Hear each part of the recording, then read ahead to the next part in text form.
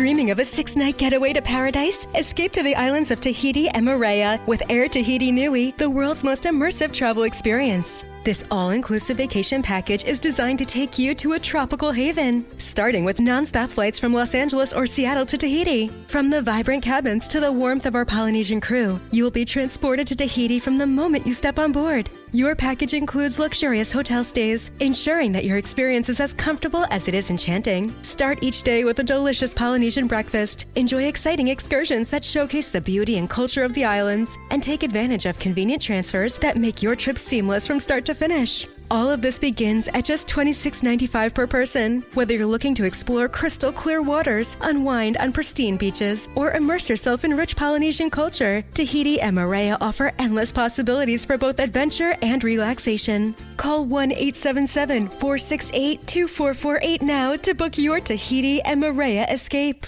Lovers wants to know, ever forget Valentine's Day in the past? Need to make up for it? Do it and them right this time with the perfect pleasure present from Lovers Stores. Whether you're looking for spicy toys, alluring lingerie, or exciting accessories, Lovers has it all. Save 20% when you mention unforgettable at one of our 18 Western Washington locations. Offer valid with free Lovers Afterglow Rewards membership until February 28th. Some exclusions apply.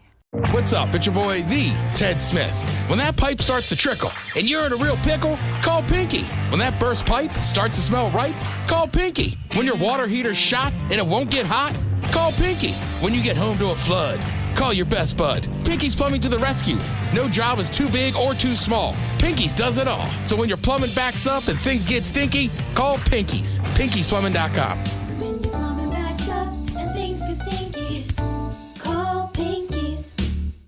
Anyone know what channel the game's on?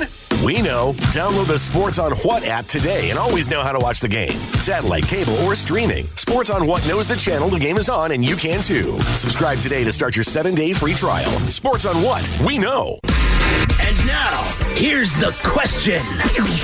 Hola, bitches. Good day to you and yours. All right, there is no way that I'll be the first person to tell you this, but remember to close and lock your doors and windows. Now, this applies to your home, your vehicle, your place of employment, or quite frankly, anywhere that has doors or windows. Now, most people will tell you that to close and lock those doors and windows, it's a good crime deterrent. And sure, that makes sense, but sometimes, folks, you just want to lock up to avoid something stupid happening. In Missouri, police had to wrangle a monkey in a pink tutu after it opened an unlocked door and went on the run from the home that it had been staying in. Now, why was the monkey in a pink tutu? Frankly, it looked fabulous. Meanwhile, a man in California, he forgot to lock his kitchen door. And that's when old Albert opened the door and trashed the kitchen. Albert, by the way, is the man's pet camel. Then we have a zookeeper in Romania. He forgot the locked the door to the tiger enclosure, and guess what happened? I will put it this way. There is one well-fed tiger and one less zookeeper. And in Zambia, a detective, he did not forget to lock the jail cells. No. He got drunk and decided to unlock the jail cells, allowing 13 prisoners to escape. Although I guess you don't really escape when someone lets you out. But whatever the case, we've all forgotten to close or lock a door or window, and on occasion, we're given a very brutal reminder of why it's important to do so. And that's what our question is today. Today, we want to know what happened when you forgot to lock or close a door or window. To be a part of the big show, call 206-803-ROCK. Like the Men's Room on Facebook, follow us on Twitter and Instagram at Men's Room Live, and send your emails to the Men's Room at KISW.com. The debauchery rolls on. You're listening to the Men's Room with Miles and Thrill. 99.9 KISW. Well, Charles, away we go. Welcome to season 19, episode number 4,237. That came out smooth. 4,237. What a large and in charge program we have for you today. Guaranteed future repeat. The exciting return of Sit and Spin. Taryn Daly, Steve Mix from the Daily Mix Morning Show. Yeah. Join us for the first time in the new year. Oh, yeah. And if you are a fan of vinyl, you know for a fact that some of the best things you can buy is a good soundtrack from a classic movie. It depends, man. All right. So I love vinyl. And my parents recently gave me their vinyl collection. They've been doing since the 60s. And, we're talking hundreds of records, all right? So Saturday Night Fever's in there. Awesome. The soundtrack to Star Wars is in there. I go, like, cool. I'll never actually listen to it, but It's not bad. Close Encounters. You got the of Third Imperial Kind. March, you know. But then, and I know this is my mom because she likes Barbara frickin' Streisand, but I swear I'm going through all this music, and most of it is making me happy. The soundtrack to Yentl. Ooh, right. I thought you were going to say like A Star is Born. Yentl. Aha. Right. Not even A Star is Born. Well, you know what? I mean, Yentl. look, Grease has its moments. I know you're not a Grease fan, but I mean, that's a great the theme soundtrack. song, I think, is great. I like the theme song. The rest of it. You don't I like when think John Travolta sings. Have you heard him? Yes. No. No, I don't. Looking at that. I'm sad. Exactly. I'm sad. I have to admit I own that one. I own it as well. Yes. Oh, dude, and Yentl's just all Streisand. Brother, I'm telling you, even the cover says this album's gonna suck. Okay, I but mean, look. everything about it is awful. But you kind of lean on you lean on the director a lot of the times. So you do know if Spielberg's involved in something, John Williams. more than likely it's going to be John Williams. You know, if Quentin Tarantino does a movie, whether you like the movie or not, soundtrack will probably be pretty good. Yeah, it's songs you've already heard, right? So Rolling Stone, they came out with a list, I want to say, of the 50 greatest soundtracks of all time. Sure. I believe what Mike has done is he's pulled 10 out of the top 20. Okay. And then we're going to play a tune and then try to guess what soundtrack, what movie that was a part of. You are correct. Yes. I suck at these guessing games, man. You just got to believe in yourself, Steve. I believe that I suck at these games. You're one of the more I do musically believe in inclined myself. people on this show. But not soundtracks, man. I mean, really, just in the world of music, like soundtracks, generally speaking, are not my jam. So, like, you bring up the Grease soundtrack, all right? I love the theme, the main theme to Grease. I think it's a cool song. It's stupid, but I like it. My kid's school just put on their version of their production of Grease last year, and so they're singing all of the songs that are on the soundtrack. Other than the good one, and I remembered how much I hated all of the rest of the songs. I don't know why I own the whole soundtrack. The Brat Pack era. Well, sure. You know, like if you're talking about, like, I don't know, an Oingo Boingo song, Ted, or, you know, the Pretty in Pink Ted soundtrack. always talks about Oingo Boingo. I know Oingo Boingo because of Back to School. Yeah, there you go. Rodney Okay. Dangerfield. Yeah. And then The Dead Man's Party. Also, Back to the Future. Another good soundtrack. Huey Lewis will show up on these. Kenny Loggins shows up on these. You have a number But of do they guys. show up today? They don't show up anymore at all. I mean, Right. I can't tell you the last great soundtrack that came out. Probably, in my mind, Pulp Fiction. Or Jackie Brown. Or one of those movies where you get a little bit deeper, more... Have you seen Scream 2? No. It's like a cartoon with all these, but they just sing songs you already know. Okay. So it's like a lot of current pop songs. All right. Actually, we played part of a soundtrack on this Sing. very radio station. Great. I was about to say, like, Sing Ted, are Two, you thinking Jesus. of Sing Something in the Way from The Batman. I heard that. Rains indoors. I heard that today. Yes, you did. Uplifting. In the way. Yeah. That's why they put locks on windows in our building. So they put fences up on the bridges. That's exactly right. I mean, geez. No kidding, man. Yeah, if you That wonder- song is, yeah. If you wonder why you didn't get a view. And then in that movie, where, I mean, it just rains all the time, everybody's heavy, everyone's dying. Apparently, it was filmed in black and white with just an edge of color. And then they play that song, and I'm like, my God, man. you get a feeling if Kurt was still alive, he'd be like, hell no. No, You're we're not not playing. using that for anything. Yeah, no. Let's forget that one ever happened. No Batman, no. Oh, yeah. I don't even want the money. You know? So I got the 10 greatest soundtracks of all time. Coming up, we'll sit and spin at 4:30. And today on our question, what happened when you forgot to lock or close a door or window? 206-803-ROCK. We have a strange story out of Missouri. A monkey in a pink tutu slipped out of a Missouri home and was captured just before that big winter storm slammed the state. Aha. Bananas. Would that make it an Arctic monkey? Well, it could have been. See, what I'm Yeah, saying? it could have definitely been an Arctic monkey. Yeah, bad music. Yeah. That's well played. Thank you. I appreciate that. My favorite Arctic monkeys were the ones that popped out of the Dos Equis commercial in the world's Are most... they the white ones that hang out in the... Yeah. Have you seen what Yeah. really happens to those things? Snow monkeys, whatever. Have you seen anything with that? No. So the deal is, everyone sees those monkeys. They're the white monkeys, and they pop out of the steaming, like, pool, right? And otherwise, All right. and everyone's like, man, that's so cool. That is so smart of them. That must be great. It's a hierarchy. So they did this nature documentary. If there's like 100 of them, like 8 of them are in there. 92 of them are freezing their ass off on the side. Oh. Yeah. So it's It like an ain't cool. exclusive spa. It basically is, but you I can gotcha. watch them be warm. Yeah. It's like King of the Hill. Yeah. Yeah, essentially. Right? Isn't that what we used to play back in the day? But King of the Hill. Like if there's like a dirt mound or somebody stands on top of it, then you try to run Yeah, up and you were knock king of him the hill. off, but he gets to keep pushing you off. Yeah. That's exactly how they do it. I was thinking about Hank Hill. I was like, where's this going? That's why I was like, let me Damn it, preface Bobby. this. Get out of the pool. Jefferson County Sheriff's Office said the situation was bananas. Describing the apprehension of the primate. Spider monkey was spotted Friday afternoon at an intersection of two highways near a town in Otto, just to the south of St. Louis. The monkey had been staying at a nearby home when it managed to open a door and get outside. Sheriff's office said the monkey was returned to its caretaker after careful negotiations and some coaxing. Photos posted on their Facebook page show a deputy kneeling on the ground before the tutu-wearing monkey approached and grabbed his hands. Why is it in a tutu? Why wouldn't it be? It needs to be dressed, Ted. Come on, man. You can put a naked monkey out there? Also, side note, the monkey was not staying anywhere in a house. They took that monkey to that house. Right. We kept it in the house, right?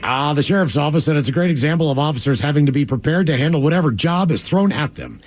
The timing, they did say, was fortuitous. That storm hit just a few hours later. Oh, really? So they were lucky that, when you're only in a tutu. I mean, if the monkey would have thought, like talking to your kid, put a coat on. Right. Put a coat on, please. You need a hat. You know what I mean? We got a front coming in. Monkey gonna catch a cold. Whatever the deal is. You got to be better prepared for the elements. Then we have a story. This actually took place when we were on break over the holidays. A woman described as anxious by the Port of Seattle and somewhat disrupted by Alaska Airlines, decided to take a different route out of an aircraft after it landed in Seattle on a Sunday afternoon. Authorities say that after the flight from Milwaukee arrived at the gate, the woman opened an emergency exit door and climbed onto the wing. A fire crew helped get the woman down. No injuries were reported. This is during the deplaning of the aircraft. I was going to ask, does that disrupt the deplaning? Because to me, it shouldn't. She opened the emergency exit over the wing and just kind of walked out there, then realized how far the drop was. And then, because you could see her initially acting like, well, I'm just going to jump off this wing. And then the more she looked at it, the more I think she thought, wow, that's a lot higher than I thought. And maybe I shouldn't step out on the wing. So then she curled up into a ball until they got there with a ladder. Are you serious? Oh, yeah. Yeah. The woman climbed out on the wing. I would just tase her for a good purpose. They used a ram to get her off there. Then crisis intervention team decided to send the woman to a hospital for evaluation. Coming from Milwaukee, I want to say that evaluation included some Miller Lite products. Working with the crew and airport officials to gather more details about what could have transpired. We thank our employees for the swift response. Like, don't overthink this, man. The plane was not on fire. There's no reason for this to happen other than you are a lunatic. Sure. It's very simple. Well, but weird stuff happens at airports in the Pacific Northwest. I think weird things happen in airports everywhere. They do, but these are we have different stuff. Like what? Oh, geez, I don't know. Well, first of all, a door blew off an airplane on the way to Portland. Right. There's one for you, right? You know, my God, wasn't there somebody was busted, like, either on the way to Singapore or whatever, and the woman woke up and the guy was doing inappropriate stuff. Oh, yeah, There's been a number of those. There's been. You're not wrong, but I'm with Thrill. I feel like airports in general and airplanes, like, people just go insane. They do, and it's weird. Like, if you just take a Greyhound, you make the assumption that everyone on the bus is crazy, and therefore nothing happens.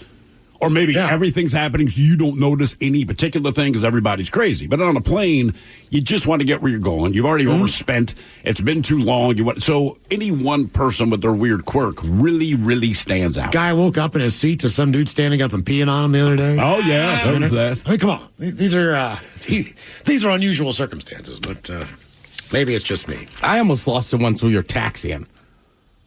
Had you already landed? Or right, we had already landed. It was like, it just seemed like we were taxiing forever. And I'm talking to my buddy. I guess it was a little louder than I thought. And finally he goes, look, everybody's pissed. Just shut up. Oh. Now, was it one of those deals? Because this is a truth of flight. And it's only occurred to me in the last 3 years. And this is the truth of it.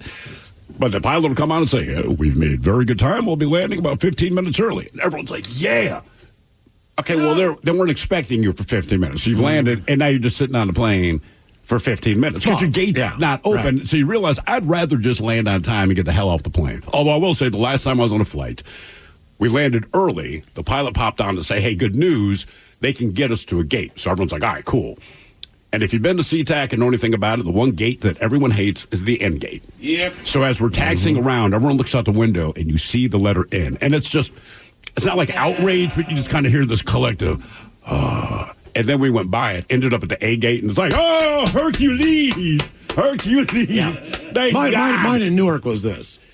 Flight completely canceled into Seattle. They go, the crew couldn't make it. And I'm thinking to myself, I've been here for 2.5 hours. Like, Where the hell are they? You knew when the flight was. You knew what time it was. It was your job. Like what in the hell really happened? If you called up and said, I got the runs, I'd be like, okay, I got it. But other than that, who cares? That happened to me on that flight back from Vegas at the very end of last year. We were already delayed because of the storms that were going on. There was that bomb cyclone that came through here or something like that. So we were delayed another day. Ended up our flight the next day. We're going to fly out of Vegas into Sacramento, and then from Sacramento up to Seattle. We get to Sacramento. We get to our gate after like 2 hours, a 2-hour delay. Then we start hearing about how, we're missing a flight attendant, so we're going to have to delay this flight until 6:30 tomorrow morning. And basically what they were saying was like, the flight attendant was usually scheduled for this flight. It's just today that she wasn't, so we need to get a new flight attendant. Like, wait a minute. It's 6 o'clock in the evening. I'll do it. Right. I'll serve everybody. I'll do fine. I will do it. I will take the beverage card up there. I would, you know what, man? I would do that volunteering. And it's 4 or 6 o'clock at night. You didn't just happen upon, oh, crap, we scheduled Susan for a different flight. You knew about this in the morning. I would even do the pre-flight safety thing. Me too. If you fly. You've seen it a million times. I know. Read the placard. I just follow along. If something happened, you're going to panic. Yeah. I know. So I'm not going to wait. Put on your damn seatbelt. You know to put up your seat in your tray table, and in the event of an emergency, scream and prepare to die like the rest of us. I would love to handle that beverage card.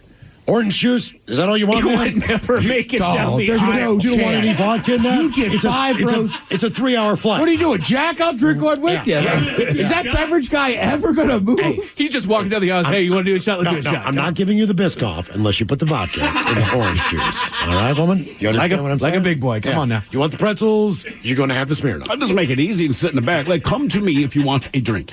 Yeah. Just come to me. I'm not going to roll up and down the guy. If you want, you know where I am. I'm rolling. I want to see everybody. I want to talk to everybody. Not me. I want to talk to a damn person. Yeah. Hey, kid, you ever had a beer? How old are you? 13? Good enough. Anybody looking? Here. We're in the air. Different rules. Make it to the bathroom. I ran into one of Miles's old bartenders the other day, and they were like, that Miles, man, she would always come in, order, I think you were still drinking tequila. Okay, I'm back on tequila now. All right. Right. Double Hornitos, whatever. Then she was like, they'd always be like, where can you go where there's not a camera? Here, I'll buy 2. You go take one. Oh, yeah. You know what I'm talking about. Exactly. Try to hook the people up. You look around, get a lay of the land. Where's there no camera? Exactly. We go to New Orleans. I don't think she works at that bar anymore. Is that right? Well, I see her at a different spot. Okay. Probably got tired of me. Oh, no, I think you got her fired. I got her fired? No, but that's what I'm going to go with. All right, okay. For a minute there, I could see the worry in your eye. Oh, no. No. Lightweight. He's popped up on the most wanted posters around New Orleans, and locals have been on the lookout for him for months, and he's still on the lam. Scrim, the dog that the Washington Post calls the stray Houdini, and arguably the Big Easy's most notorious fugitive, has frustrated Michelle Sherman. She is the owner of Zeus Rescue nonprofit shelter. They've been on the hunt for this dog, who is 17 pounds, a 3-year-old Westie. Now, are Westies nuts? I don't know if I know a lot about Westies. Yeah, those are tiny white ones. I think they're kind of crazy. Okay. Mm-hmm. Scrim first appeared on the radar when he showed up at a trailer park, which is dangerous territory in New Orleans. He was a stray. Then he was retrieved to a local animal shelter. They placed him in there in April with an adoptive family. Within an hour and a half, Scrim escaped. The Post says his name is taken from the New Orleans grunge rapper who penned lyrics about wandering. The Wall Street Journal reports his name was named after the gauzy fabric sometimes used in Mardi Gras costumes. Okay. So his name is Scrim. For 6 months, New Orleans pulled out all the stops to try to find this cagey, clever canine. Posters, net launchers, a Scrim tracker on Google that matched out his sightings. Why? The dog even ended up, okay? They saw the dog. They shot the dog with an anesthesia dart. All right. The dog got hit in the hip and still ran away, acting as if nothing happened. A veterinarian calls this just shocking. In the clinic, dogs will drop in under a minute after receiving the same dose. Not Scrim. He took the hell off. Finally, they wrangled Scrim into captivity in October, and the woman who ran the rescue even kept him at her own home temporarily. until November 15th, when he chewed through the screen of a second-floor window, making his way onto a roof, and then leapt 15 feet to freedom. Then why do they keep chasing this dog that I don't speak dog, but I think he's trying to make it clear I don't want to have a home. I like being out on my own. Scrim now has people getting tattoos of him. He's got T-shirts in the area, Good Lord. and someone wrote a ballad about the dog. The Ballad of Scrim. The Ballad of Scrim. Where is Scrim now? You might be wondering. Well, Where is Texas came in and says Scrim got eaten by a damn gator, more than likely. Yeah. They're still looking for his whereabouts. One person did report that he clipped him with his car and might be hiding under his house, but he couldn't find him. The streets of New Orleans are not the place for a dog to be free, they warn, and they still have a number out, and they're still looking to get hooked on drugs for Scrim the dog. What's the city that's great for dogs to roam free? I mean, seriously, Philadelphia. If you're going to roam free, that's the place for a dog. There's certain parts of New Orleans where I think that dog is safer than me walking down those streets. I guarantee you, every part of New Orleans, that dog is safer walking down the street. A dog could walk into a bar in New Orleans and no one would care. They would just pet the dog. Yeah, that's what Hey, I'm saying. dude. Yeah. They would feed the dog. They would take care of the dog. Have yourself a mud puppy. As long as the dog hung out, they would take care of the dog. Wouldn't you? Yes. If I owned an establishment, right, and this random dog kept showing up or walking by, like, look, man, I don't know whose dog it is. I do not care. The dog's fine. The dog's friendly. People like it. There's not a bar in the French Quarter with a door that's closed. Yeah, not until the bar closes. Yeah. You can walk in anywhere you want. Doesn't matter who you are. Dog, cat, human, pigeon. I've seen it all in New Orleans. But same thing here in Seattle, man. I was at the grocery store yesterday morning, and I buy a sandwich before I come into work, and I had to get out of the way of the woman who had her dog. Like, nobody cares, seriously. And I did think to myself, like, lady, honest to God, man, it's a freaking grocery store. And it wasn't like an emotional support dog. It's just her dog. Right. Some ratty-ass dog like my dog just walking around the grocery store. I'm not big on dogs in the grocery store, and I love dogs. Yeah. Well, I'm on my flight back from diverted to San Francisco, right? I'm sitting there, man, and all of a sudden I feel something on the back of my ankle. And I'm like, this guy's going to kick the back of my feet, underneath the seat, pushing the whole way. And I'm like, and I look down, and there's a paw. And I'm like, what in the hell? And I realized that the dog underneath my seat, who was traveling with the person behind me, is just sitting there kind of poking his paw out, playing with my feet. And I'm like, well, this is actually entertaining. No, wait. I don't wait. If it were a kid kicking the back of your seat, which I've had that drives me nuts. But because it's a dog. All right, say he was just kind of swatting my foot, Say I'm sitting behind you and I keep swatting your foot with my foot. Say just as playful as a dog, even when you look at me out even. But you're not a dog. So you just have to be a dog and it's okay. Dog's cute, I'm like, I'm cute. He just wanted to play. He was bored. But this was like an hour into the flight. It's only a 2-hour flight. Okay. So at this point in time, I didn't even realize there was a dog under me the entire time. So I've been on a plane where a lady had a tiny little dog and just got loose.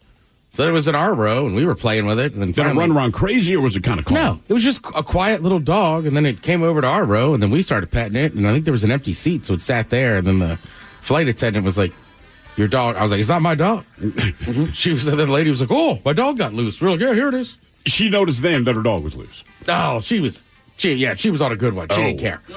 Okay. Nice. Yeah, if it was for emotional support, it's just for when she was going to cry later that night. Until she got some liquor in it. Yeah, white wine. Yeah.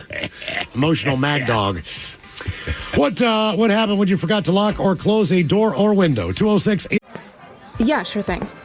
Hey, you sold that car yet? Yeah, sold it to Carvana. Oh, I thought you were selling to that guy. The guy who wanted to pay me in foreign currency, no interest, over 36 months? Yeah, no. Carvana gave me an offer in minutes, picked it up, and paid me on the spot. It was so convenient. Just like that. Yeah. No hassle. None. That is super convenient. Sell your car to Carvana and swap hassle for convenience. Pickup fees may apply. Hiring is a lonely business. Posting jobs, sifting through resumes, interviews with unqualified applicants, being ghosted. What if you could link with dozens of qualified candidates who are ready to work right now with just one connection? That's Express Employment Professionals. Find us at expresspros.com. One connection, the workforce you need. Problem solved. Express Employment Professionals. expresspros.com. Plug in a Hyundai EV and the extraordinary happens. From the charge time and range in the Ioniq 5 and 6 to the adventurous spirit of the Kona Electric to the 601 horsepower Ioniq 5N. Hyundai EVs make the extraordinary electrifying. there's joy in every journey. EPA estimated 303-mile driving range for 2024 Ioniq 5 SE SEL Limited rear-wheel drive and 361-mile driving range for 2024 Ioniq 6 SE long-range rear-wheel drive with fully charged battery. Actual range may vary. Visit HyundaiUSA.com or call 562-314-4603 for more details. The brand new Grand Casino and Shoreline is now open. Step into the action with Vegas-style table games like Baccarat, Heads Up Hold'em Poker, Pai Gow, Blackjack, and High Card Flush. Feeling hungry? Feast on delicious Chinese, Vietnamese, and continental dishes plus breakfast favorites. Dine in or take out. And don't miss daily happy hours from 4 p.m. to 7 p.m. and 10 p.m. to midnight. Grand Casino and Shoreline off Aurora. Open daily from 9 a.m. to 4 a.m. Visit GrandCasinoGaming.com. Welcome to the Grand Experience. This podcast is brought to you by Kleenex Lotion Tissues. You can't predict sick days, but with Kleenex Lotion Tissues, you can be better prepared for them while helping keep your skin healthy. Whether it's a surprise sneeze or a stuffy nose, it's always good to have something gentle on hand. Kleenex Lotion Tissues moisturize to help prevent skin irritation while you're battling those unwanted cold and flu symptoms. It's extra care when you need it most. I mean, why not have one less thing to worry about when you're not feeling your best? For whatever happens next, grab Kleenex. 803 Rock. 99.9 KISW. The shenanigans continue. This is the Men's Room with Miles and Thrill.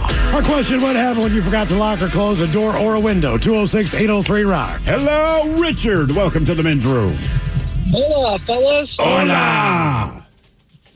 So, it was about 12 years ago. Me and a buddy of mine were doing a remodel there in Everett, a couple blocks from the courthouse, and going to work one morning and got to go downstairs into the laundry room to turn the breaker on. And we go down there. There's a guy sleeping in a recliner down there. And at first, we thought it was a drug addict. And let's just say had some firecrackers in the truck and lit those firecrackers, threw them in on him, closed the door. Oh, it was hilarious. Never seen somebody move and get woken up so fast. Me and my buddy were just rolling. He wakes up, flips over in the recliner, and was all kind of pissed off. Well, come to find out, he wasn't a drug addict. He was a friend of the people that used to live up there. Oh, no. It was funny. Did it come back to haunt you at all, or was it all good in the end? It was all good at the end. Once we found out the guy wasn't, a drug addict, we started talking with him, and, like, they used to let him stay down there when he got in trouble with the wife or whatever, and he apologized, for staying down there. We apologized for rudely awakening him up. But it was so hilarious. We could not stop laughing. I mean, look, man, if I'm doing a remodel in Everett near the courthouse, I would also assume it's a drug addict in a recliner. I just love the fact that his relationship is so solid. He's got a crash pad in a basement and a chair he can sleep in in case he gets in trouble with his wife. And that, to me, right there is a little bit of a red flag. I'll just go sleep at my buddy's house in the basement in a recliner anytime she gives me crap. It depends on the person. If you're there a lot, I go, man, you need to work on your relationship. Correct.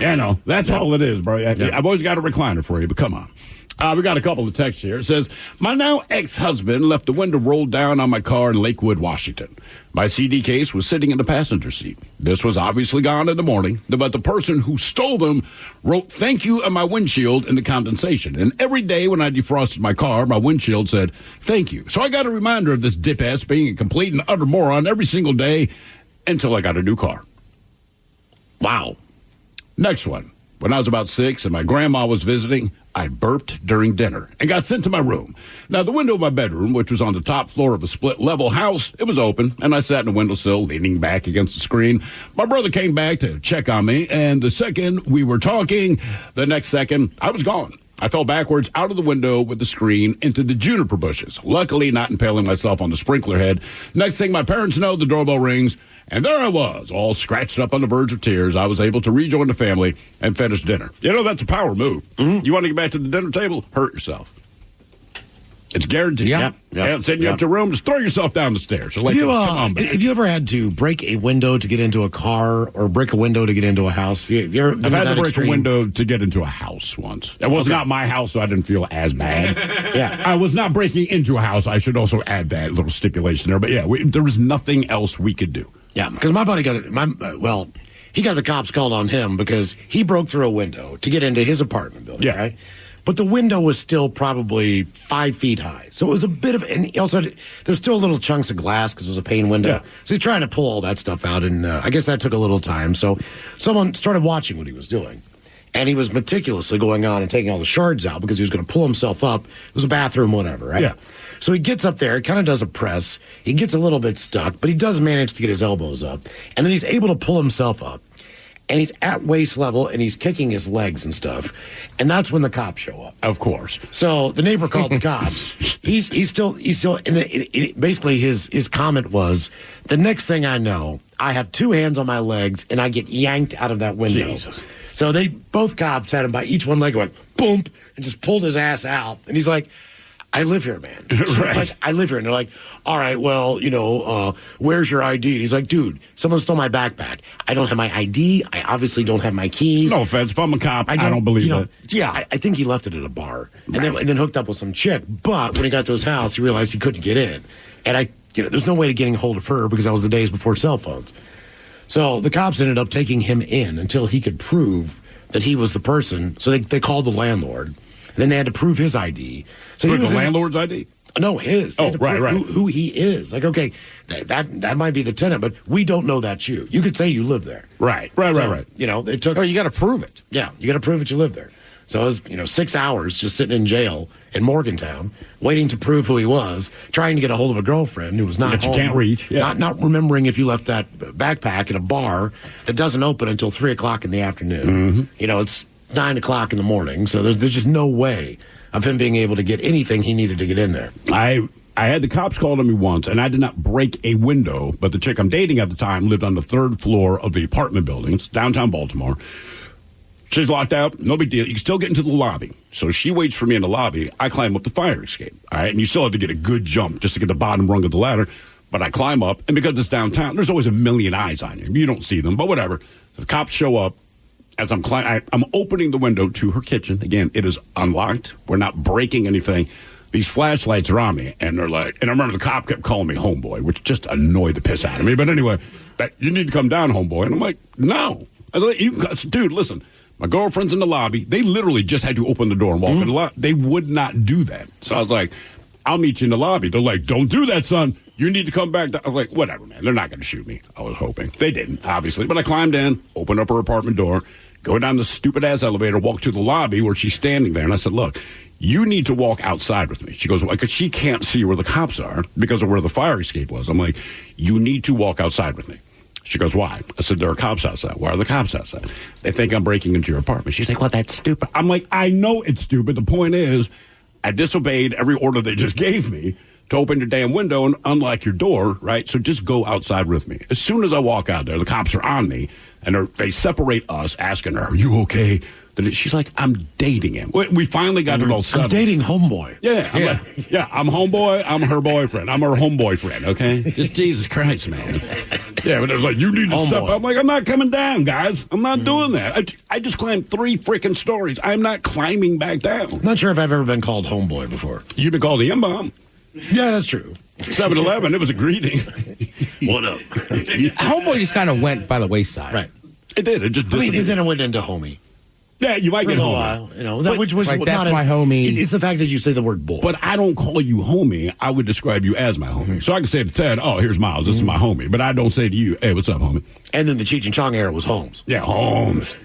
Holmes, I still kind of like. A lot. Yeah, to me, that was all right. What up, Holmes? Yeah, Holmes, I still enjoy. Cousin. Sometimes you could throw homie in front of it, too. What do you mean? So, like, sometimes, if you were somewhere and you kind of stuck out as you were white, somebody would be like, well, it's the homie Ted. Okay, yeah. What's up, man? Okay. It bought you protection. Right. What happened when you forgot to lock or close a door or window? 206-803-ROCK. That's my homie. Oh, okay, man. Yeah, all right. Hello, Brian. Welcome to the men's room. What up, homies? Hola. Hola. What up, homie? Hey, so back, I'm in my 50s now, growing up in the late 70s where your parents didn't care about your safety in the car. Correct. We had one of those old station wagons with the big old door that swings out in the back and the big old compartment in behind the second seat. So I was like I think like 5 or 6 years old. No, maybe I was like 8 or 9 years old. And I'm in the back with my head sticking out the window while we're driving to the store. We came to an intersection, and my mom stopped and then took a turn. And the last thing I remember was the turn, because when I woke up, I was in the hospital. So evidently the door just opened on its own, and I fell out as the car went around the turn. How fast do you think she was going? 25, 30? I don't think that fast. I mean, I think she was just accelerating from a stop to a left or right-hand turn. Gotcha. So probably 10, 15 miles an hour. But I just fell out and landed right on my head. Whoa. And I was out, and when I woke up, I was in the hospital. What was the damage? Just I had to spend a couple days in there and ran tests to make sure. I mean, I had a cut in the back of my head and a concussion. As a kid, though, what is it like, just missing that period of time? You know what I mean? Like, do you care? Do you even notice? Yeah.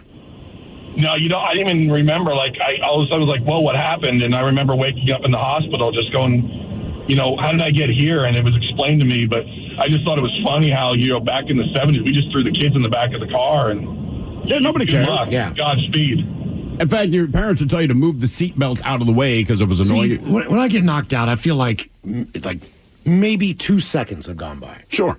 So, like, if I'm going for a colonoscopy, I could count to 10 backwards or whatever. You start counting before you know it, you're at 7. You're out. And then, 1 second goes by, and now I'm being woken up on a table. Yeah. My only experience with that. No time goes by. When I cut my arm, and I had to go through surgery, whatever, but I wake up, and it was all these people in the room, including my parents. And my big stress was, I'm looking at them, they're starting to explain what happened. I'm like, look, I remember what happened, but I just need you guys to call my work and tell them I'm going to be late. And then everyone laughed, and I'm like, what? They're like, we called them yesterday when you missed a full. I'm like, what? Like, you've been out for 36 hours. And it's just mind-blowing. And I'm like, what do you mean I've been out 36 hours? Like, you have not been awake for 36 hours. So we called your job yesterday. They're aware that you're in the hospital. We'll let them know when you can get back and all this kind of thing. I could not wrap my head around it, man. I'm like, this doesn't make sense. My dad's like, we have been here for a day and a half, Steven. Mm-hmm. He's like, just like, we have not gone home. I was like, that kind of explains why you look like ass. But yeah, they 36 hours gone. But like you were saying, it feels like maybe 5 minutes have gone by. It's quick. Yeah, it really is. Or you ever got knocked out and somebody punched you? You just kind of you just go, why am I on the floor? Right. Same thing, right? Somebody hits you on the butt and you're just like I've been happening to me once. I was like, why am I on the floor? And they're like, you got hit. You got knocked out, bro. You didn't do so well. I had an experience recently. It's not that the window or door was left open. It's that it was closed, but the child in question did not realize it was closed, and it's a glass window. Nice. Oh, well, we're out, it's adults and kids, and it's over the summer, right? So kids are going crazy, doing whatever it is they do. We don't care. We're just drinking beer, we're crushing shots, and we're all sitting in this lady's backyard. And her son and her daughter got into it with whatever. They're not quite mad. They're not borderline angry, but they're still kind of laughing about a thing.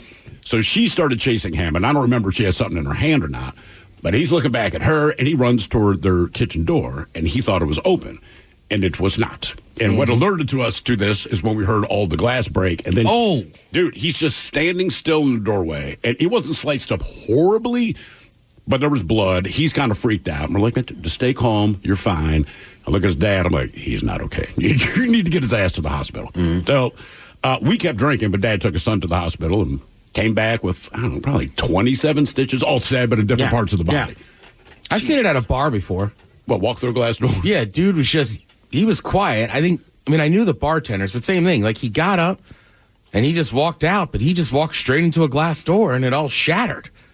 And same thing, he was kind of thrown off or whatever. He was okay, but I looked at the bartenders and I go, he seemed fine. And they were like, he came in for like a drink or two. And that's it.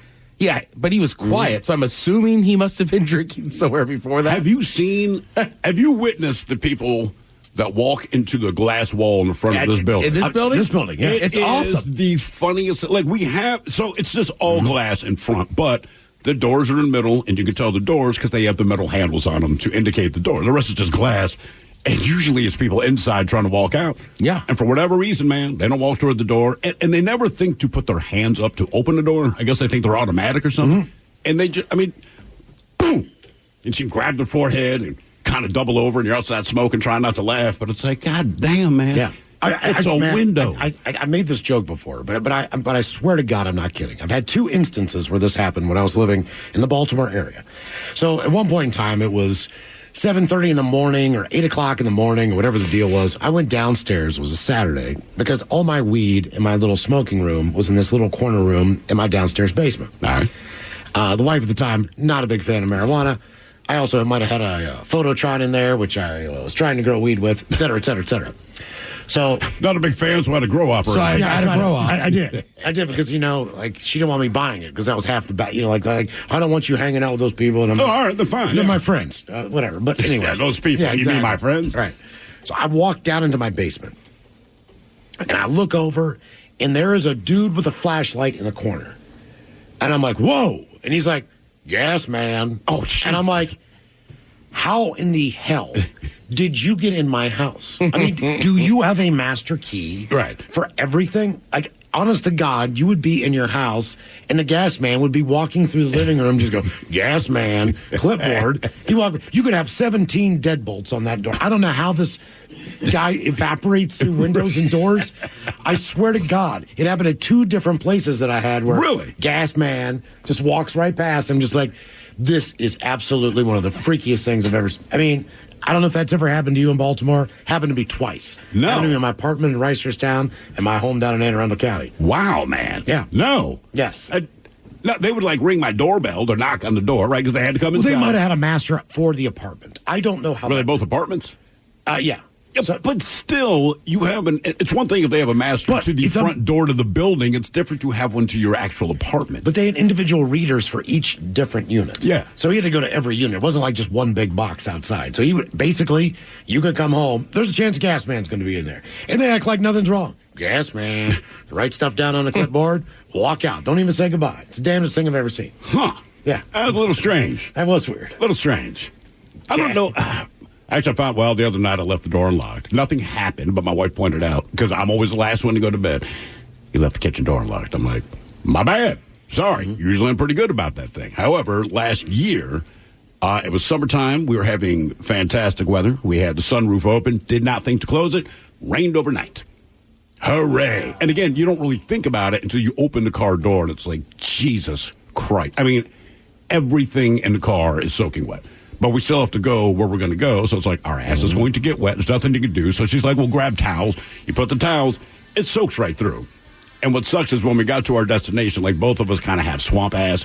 Yeah. And you're just so uncomfortable and so miserable. You're damp. It is, man. Close your sunroof, too. What happened when you forgot to lock or close a door or a window? 206-803-ROCK. Auto insurance rates are on the rise, which is why you should call Vern Fonk Insurance. Vern Fonk could save you up to 20% on your auto insurance. The pros at Vern Fonk will do all the work, comparing different plans to find you the best options. And they can insure you over the phone. One call to Vern Fonk could save you up to 20%. Call 206-408-5094. 206-408-5094. Remember to honk when you drive by Vern Fonk. Restrictions apply based on a Q3 2023 study of Vern Fonk insurance customers who reported saving when they switched. License number 1070622. Is your team at work feeling a little disconnected? Maybe the workflow's not flowing? Try Confluence by Atlassian. Confluence is the connected workspace where teams can create, organize, and deliver work like never before. In Confluence, teams can whiteboard their vision for any project, easily create or access the relevant pages and resources they need, and discover important context they might not even know they need. Plus, AI helps teams jumpstart brainstorms, organize information, and connect workflows, so teams can move efficiently and create alignment with ease. In fact, with Confluence, teams can see 5.2% average boost in productivity in 1 year. So if your team lacks confidence, try Confluence, the connected workspace where teams can do it all. Set knowledge free with Confluence. Learn more at Atlassian.com/confluence. That's Atlassian.com/CONFLUENCE. Presented by T-Mobile, the official wireless partner of Odyssey Sports. With an awesome network and great savings, there's never been a better time to join T-Mobile. Visit your neighborhood store to make the switch today. Every week on the Moth Podcast, we share stories that are funny, strange, heartbreaking, and above all, true. I myself have been married for 56 years. Unfortunately, to 4 different women. It turns out the people I was looking for all my life is what you people would call nerds. Follow and listen to The Moth on the free Odyssey app or wherever you get your podcasts. Dreaming of a 6-night getaway to paradise? Escape to the islands of Tahiti and Moorea with Air Tahiti Nui, the world's most immersive travel experience. This all-inclusive vacation package is designed to take you to a tropical haven, starting with nonstop flights from Los Angeles or Seattle to Tahiti. From the vibrant cabins to the warmth of our Polynesian crew, you will be transported to Tahiti from the moment you step on board. Your package includes luxurious hotel stays, ensuring that your experience is as comfortable as it is enchanting. Start each day with a delicious Polynesian breakfast, enjoy exciting excursions that showcase the beauty and culture of the islands, and take advantage of convenient transfers that make your trip seamless from start to finish. All of this begins at just $26.95 per person. Whether you're looking to explore crystal clear waters, unwind on pristine beaches, or immerse yourself in rich Polynesian culture, Tahiti and Moorea offer endless possibilities for both adventure and relaxation. Call 1-877-468-2448 now to book your Tahiti and Moorea escape. Lovers wants to know, ever forget Valentine's Day in the past? Need to make up for it? Do it and them right this time with the perfect pleasure present from Lovers stores. Whether you're looking for spicy toys, alluring lingerie, or exciting accessories, Lovers has it all. Save 20% when you mention unforgettable at one of our 18 Western Washington locations. Offer valid with free Lovers Afterglow Rewards membership until February 28th. Some exclusions apply. What's up? It's your boy, the Ted Smith. When that pipe starts to trickle and you're in a real pickle, call Pinky. When that burst pipe starts to smell ripe, call Pinky. When your water heater's shot and it won't get hot, call Pinky. When you get home to a flood, call your best bud. Pinky's Plumbing to the rescue. No job is too big or too small. Pinky's does it all. So when your plumbing backs up and things get stinky, call Pinky's. Pinky'sPlumbing.com.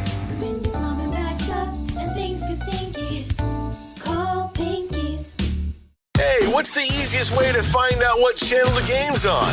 Sports on What? Subscribe to the Sports on What app and quickly find the channel for every provider, satellite, cable, or streaming. Sports on What knows the channel the game is on, and you can too. Download today. 99.9 KISW. We return to the men's room with Miles and Thrill. Oh, this is fun. 13 prisoners on the run in Zambia after a remarkably easy escape from jail. Police say one of their own, a detective inspector, got so drunk on New Year's Eve, he opened up their cells. Happy New Year!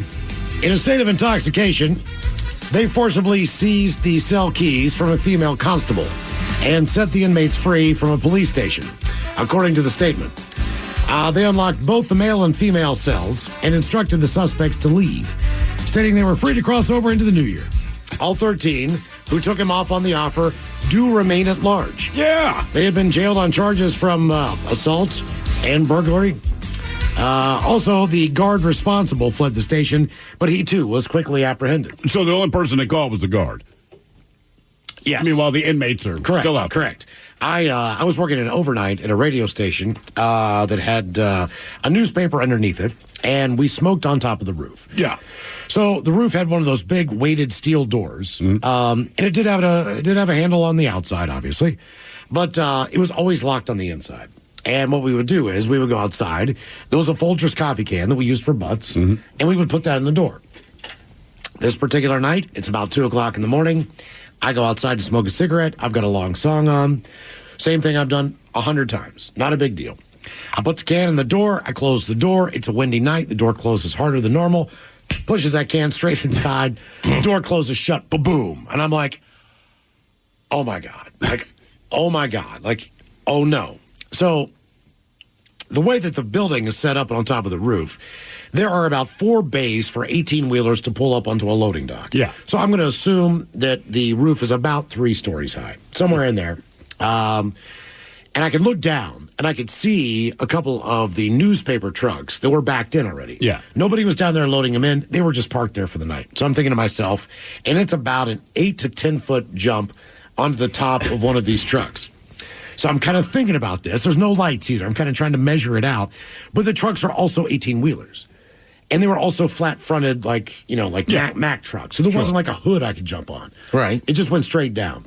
And I'm thinking to myself, okay, well, I can jump got onto the top of this truck. What song are you playing, by the way? Do you remember? It had to be a longer song, so whatever was popular at the time, I've told you, like, then it was like My Prerogative from Bobby Brown was 6 minutes. So we're like, there were a handful of cigarette-worthy cigarette-worthy. Cigarette-worthy. Yeah, they just needed to be long enough, right? But I'm thinking about making this move, and I keep yelling down there to see if anybody's down there in the loading dock, and no one's answering. And I'm like, by this point in time, 15 minutes go by. All of a sudden, and I didn't realize this, there was a dance that night, and the guys that did the DJ crew, who I used to work with before being promoted to work overnights, right? They're pulling in from a dance that they did. And so I'm like, this guy named Kevin Nicholas, I'm like, Nick. He was Nick in the morning. I was like, Nick. And he's looking all over the parking lot. And I'm like, Nick, I am up on the roof. And he's like, what are you doing up there, man? And I'm like, the door closed on me, man. He's like, I was wondering, man, just thought we were off the air. The engineers are on their way. I'm like, the engineers are on their way? And he's like, yeah, man, we got dead air. And I'm like, we have dead air, man, because I'm locked out of the freaking studio. I'm on top of the roof. He's like, I'll come in and get you, man. Thanks. That's where I was going with this. Exactly. But the whole night for like 2 hours, I'm like, I'm gonna get the hotline call. I'm gonna get the hotline call. You know, because I'm just starting out on this shift. But at the same point in time, I don't want to lose this shift. Of course. Because I'm on the air for 6 hours trying to learn how to do this damn job. But I screwed up. And as soon as I pulled on that door, I was like, I have never felt a sense of panic at work as bad as that at that time in my life. Did you have a key to the door? No. I mean, typically you just put the can in the door to keep the door from closing all the way. Well, it's just an understood thing. I think it was just a latch, but you either locked it or unlocked it from the inside, but I didn't have that key. So, so even if you had your keys, you couldn't have got it. No. It was one of those things, man. When it closed, it closed. Did you get the hotline call? I did not. Okay. But that was my panic the entire night, was just the fact that... my strategic move on the 2 or 3 times where either I knew I was going to get in a whole lot of trouble, like a lot of trouble, or just get fired outright. The hotline would ring. I know it's the boss, so I just wouldn't answer. That was my play every time, right? And the one time that I was in super trouble, there's like 8 other guys in the studio, and everything was on me in this case, and they're like, dude, you got to answer it. It's Bob. I said, I goddamn well know it's Bob. I was like, you got to answer it. I said, I'm not going to answer the phone. They're like, what are you going to do? I said, not answer the phone. If I answer the phone, he's going to fire me, right? So as long as I don't answer the phone, I'm still working here. And hopefully, and it worked out this way, cooler heads will prevail. After time. By tomorrow morning when I come, and I'll just get reprimanded as opposed to lose my job. And to me, that's the masterstroke. Like, you can't fire me if you can't talk to me. So what's the problem? And these guys, I'm just looking at them like, you're telling me all of you would actually answer the phone when you know all you're going to hear is, you're fired. And they're like, well, yeah. I'm like, well, don't. I'm not. And it turns out, didn't lose my job. Got reprimanded the next day for sure, but did not lose my job. This is also the guy who go like, you're fired. And you go, good. I don't want to work for you anyway. He goes, you're hired. Right. Where are you going? Yeah, you're not leaving. And be like, you just fired me. No, I didn't. I take it back. That was twice a week. I was like, are you 5? Right. Are you 5, man? Get out of here. Fine. Get back in the studio. Okay, man. I mean, just, what do you want me to do? Right. What do you want me to do? I'm going to get one more chance. All right. Today. What happened when you forgot to lock or close the door or window? 206-803-ROCK. 5 years that, Mike. Hello, John. Welcome to the men's room. Hola. Hola. All right, so you guys happen to be talking to someone who's had their company house broken into like 3 times within the span of like 2 months. The company house? Yeah, so I work for Facebook, and like they have houses all over the U.S., so we can like I can fly to a state and they don't have to pay for a hotel or nothing. They just they're like, hey, we have a house here, go stay in it. You tell me it's actually cheaper for them to just buy a house, pay the, well, I'm sure they pay the mortgage look, off. man, they're buying property. Yeah, that's a good point. Instead of throwing it away. I wish I had that problem. Yeah, but they get a lot of money. Oh, yeah. So essentially, I'll keep them quick. So the first one, we had it was in San Jose. Someone had come over to our house, a coworker, and had left the garage door open like some people do. And my friend, a coworker who was sleeping on the couch, had his wallet and his phone and his toiletries bag just like right next to him. And we woke up in the morning, and my friend's skateboard is gone, his toiletries bag is gone, and his wallet's gone. And next to his head, where his wallet was, is a hammer. Oh, jeez. A hammer. A hammer. And that was all that was taken that time. That time. Okay. All right. Yeah. So second time, someone in the same house, we had locked the door that time. Someone had climbed up to the second-story window and, like, opened the window.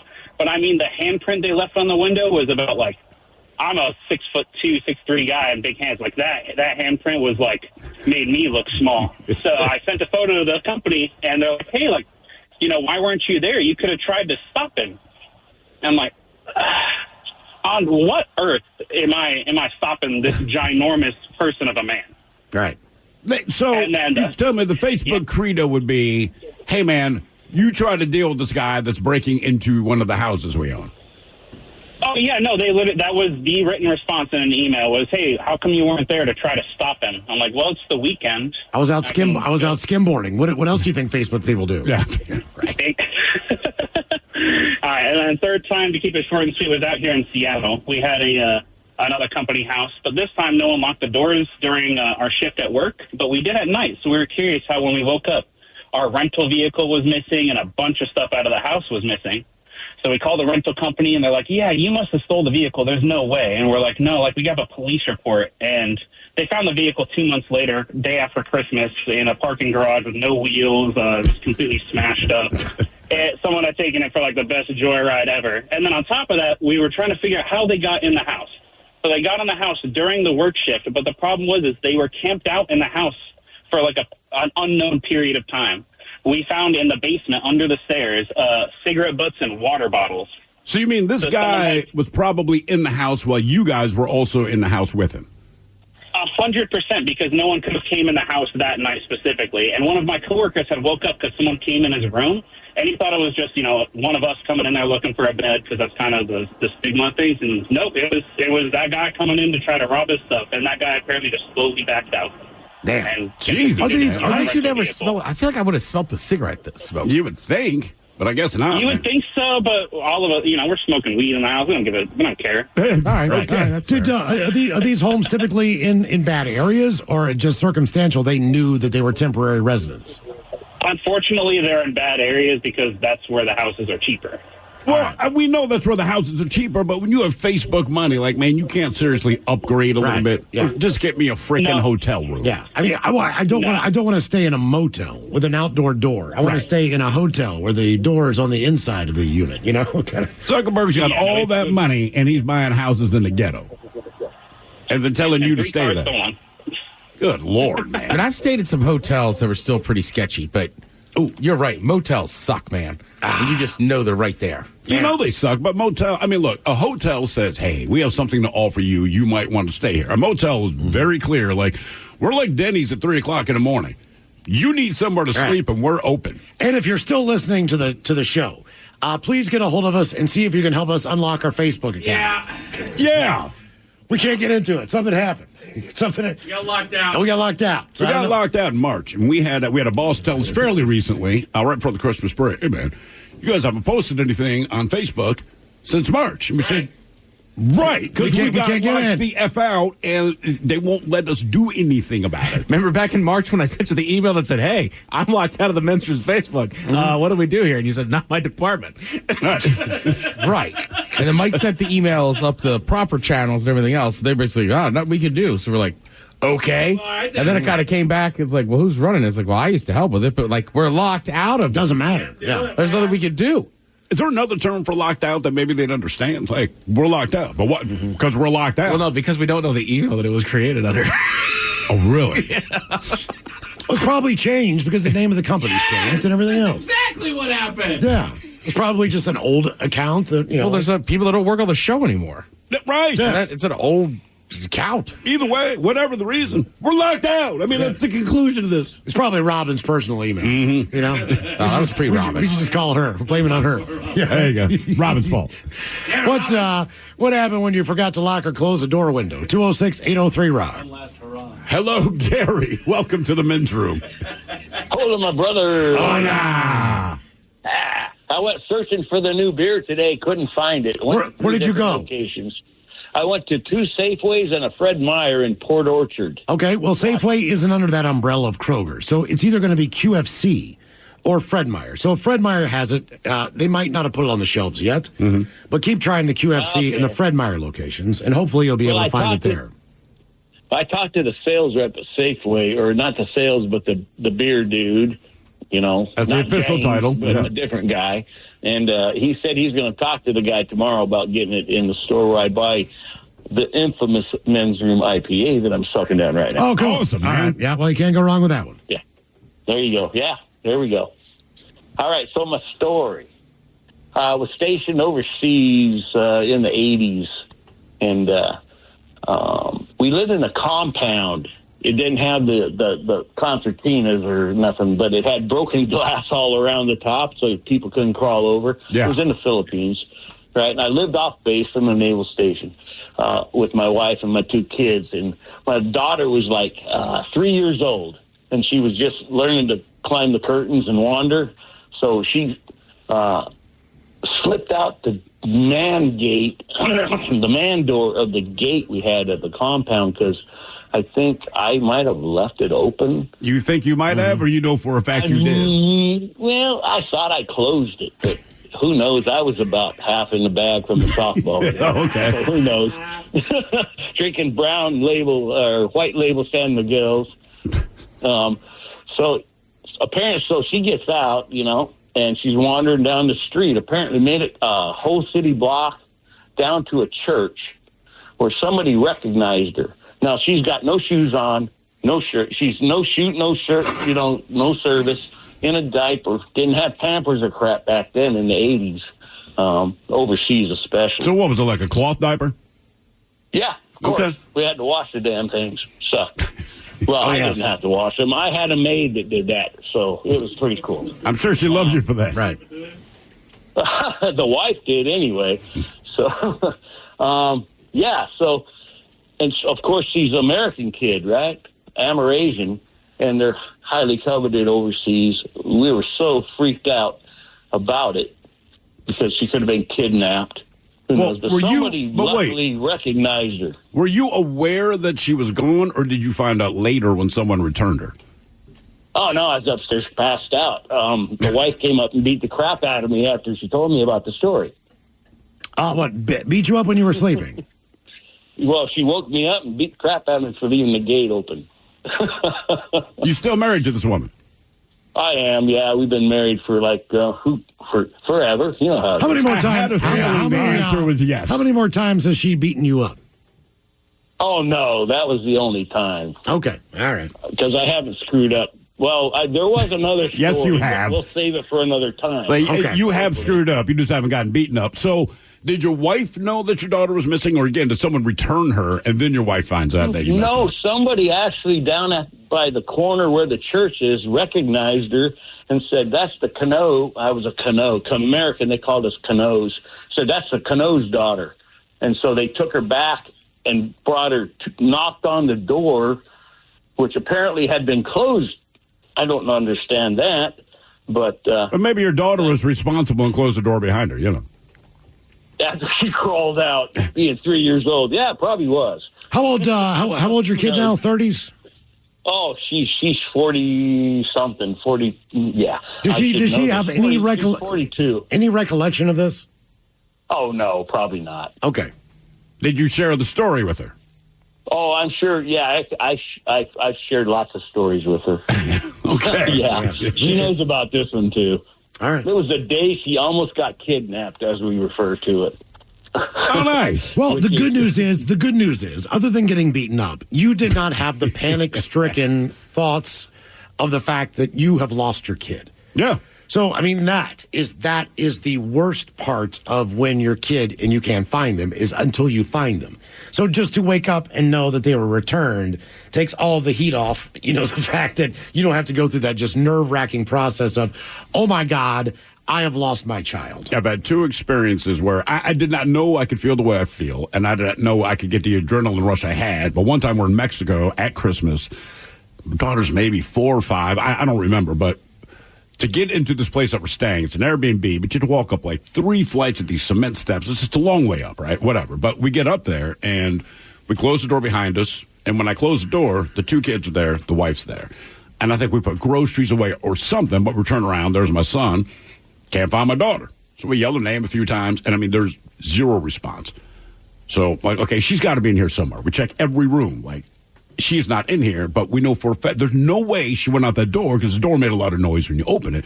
My wife's like, "Are you sure?" So then I'm out the door. I'm down the stairs, look down the street. I come running back up. I'm like, "Babe, I cannot find her." And now we're in full panic mode, right? My son's crying. It is a bad, bad scene. The thing about this house, because it was at Christmas time, they had set up a Christmas tree, and it's right there in the front of the house. You know, as soon as you open the door, the Christmas tree's there. Well, she'd been hiding under the Christmas tree, so she kind of pops out, like, surprise. Gotcha. We're like, what the? And she goes, I was playing hide and go seek. And it's so hard. Like, you're very glad that your kid's safe, mostly because you want to be able to kill them yourself. But I explained to her, and I said, listen to me. And she's wondering why I'm shaking. My eyes are all red. I said, when you play hide and go seek, the single most important part of the game is that everyone knows that they're playing it. Otherwise, it's called missing child. Right. I mean, you heard us screaming for you. You saw us in a panic. And I guess to her, she just thought, I'm doing a bang-up job because they can't figure it out. And she understood after that. But my daughter, as she says to all things, okay. That was it. And skips down the hall. And we're both, I'm going to kill her. I'm like, I need a drink. When we were kids, a story that my parents tell, probably one of the scariest stories that they have is when we were young, we had a babysitter. I don't remember this gal, but my parents loved her. Great as a babysitter. Mom says until she got a boyfriend. Oh yeah. So they go out for a date night, working whatever it is that they're doing. We're getting babysat. Babysitter starts talking to her boyfriend on the phone. Completely ignores the kids. My younger sister, now granted, we left this house when I was 5 years old. So my younger sister is no more than 3 years old. She goes over to the front door, opens it up, leaves the house, walks down the street to like a friend's house, something like that. Sure. Ends up playing in the garage with her, and they're having a good old time. Eventually, they both go inside, and they're having dinner at her friend's house. And my sister's 3. Like, she doesn't remember any of this at all. And I don't remember if my folks got home before my little sister was returned, or if they got home, realized that she was gone, heard the panic of the babysitter who can't find the youngest of the 3 over here, and then the neighbors brought her back. My parents got reprimanded by the neighbor who brought her home, saying, how in the hell is this kid, just walking down the street? Right. Because at some point they just, whatever, the kid's got her friend over, and then she's here having dinner, and then they finally look over like, why is this kid here? Where do you belong? And so they found where the house is. So my parents got a talking to from those neighbors that are over there, understandably. So their daughter just walked off, and then we never got babysat by that gal ever again. Yeah, that kind of puts it to an end. Yeah. Why is it always you worry about the youngest, right? The kids are all young. So say it's like 7 to 3 years old. Somehow, if it's the youngest one that disappears, in spite of them all being young, like that's the worst one to have to tell. Yeah. If you're the middle kid, the parents go, well, but there's just something about it. Middle kids, it's such a weird thing. We can go missing, and it'll be 4 days before anybody actually realizes. Because basically, the moment I was born, it didn't matter if my brother got kidnapped anymore. I mean, that's just the way. That's the way it worked out, right? Because it's his own stupid fault. He's 5 years older than me, so like he was the kid, and then I came along. Well, now I'm the baby, so.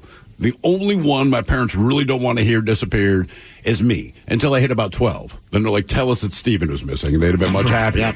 But yeah, up until then, I made him irrelevant. Steven's missing. Well, in stores, too. Like, I got in trouble once. Yeah. Because, I mean, like back in the day, or you go to a store that has, like, the big rack of clothes, the circle one. Great spot to hide. Yeah, it's awesome. And as a kid, you fit right in like there. Like in little forts. Yeah. But same thing. I don't know how long I was in there. In retrospect, I'm sure they were making announcements or whatever. But God, man, my mom was pissed. You know what you do to get back at your kids? You take them to that same kind of store, and you hide in the middle of the clothes and listen to them look for you. Right. Oh, they just cry. I do remember getting hauled out of one of those by my ear at one time. I think that was the last time that ever happened. And I remember my mom was pissed. I thought she was just mad because we were horsing around inside of a Target. Right. Until I got older, like, oh, wait, that's probably the most terrifying thing that can happen. Horrifying. What happened when you forgot to lock or close a door or window? 206-80. Hiring is a lonely business. Posting jobs, sifting through resumes, interviews with unqualified applicants, being ghosted. What if you could link with dozens of qualified candidates who are ready to work right now with just one connection? That's Express Employment Professionals. Find us at expresspros.com.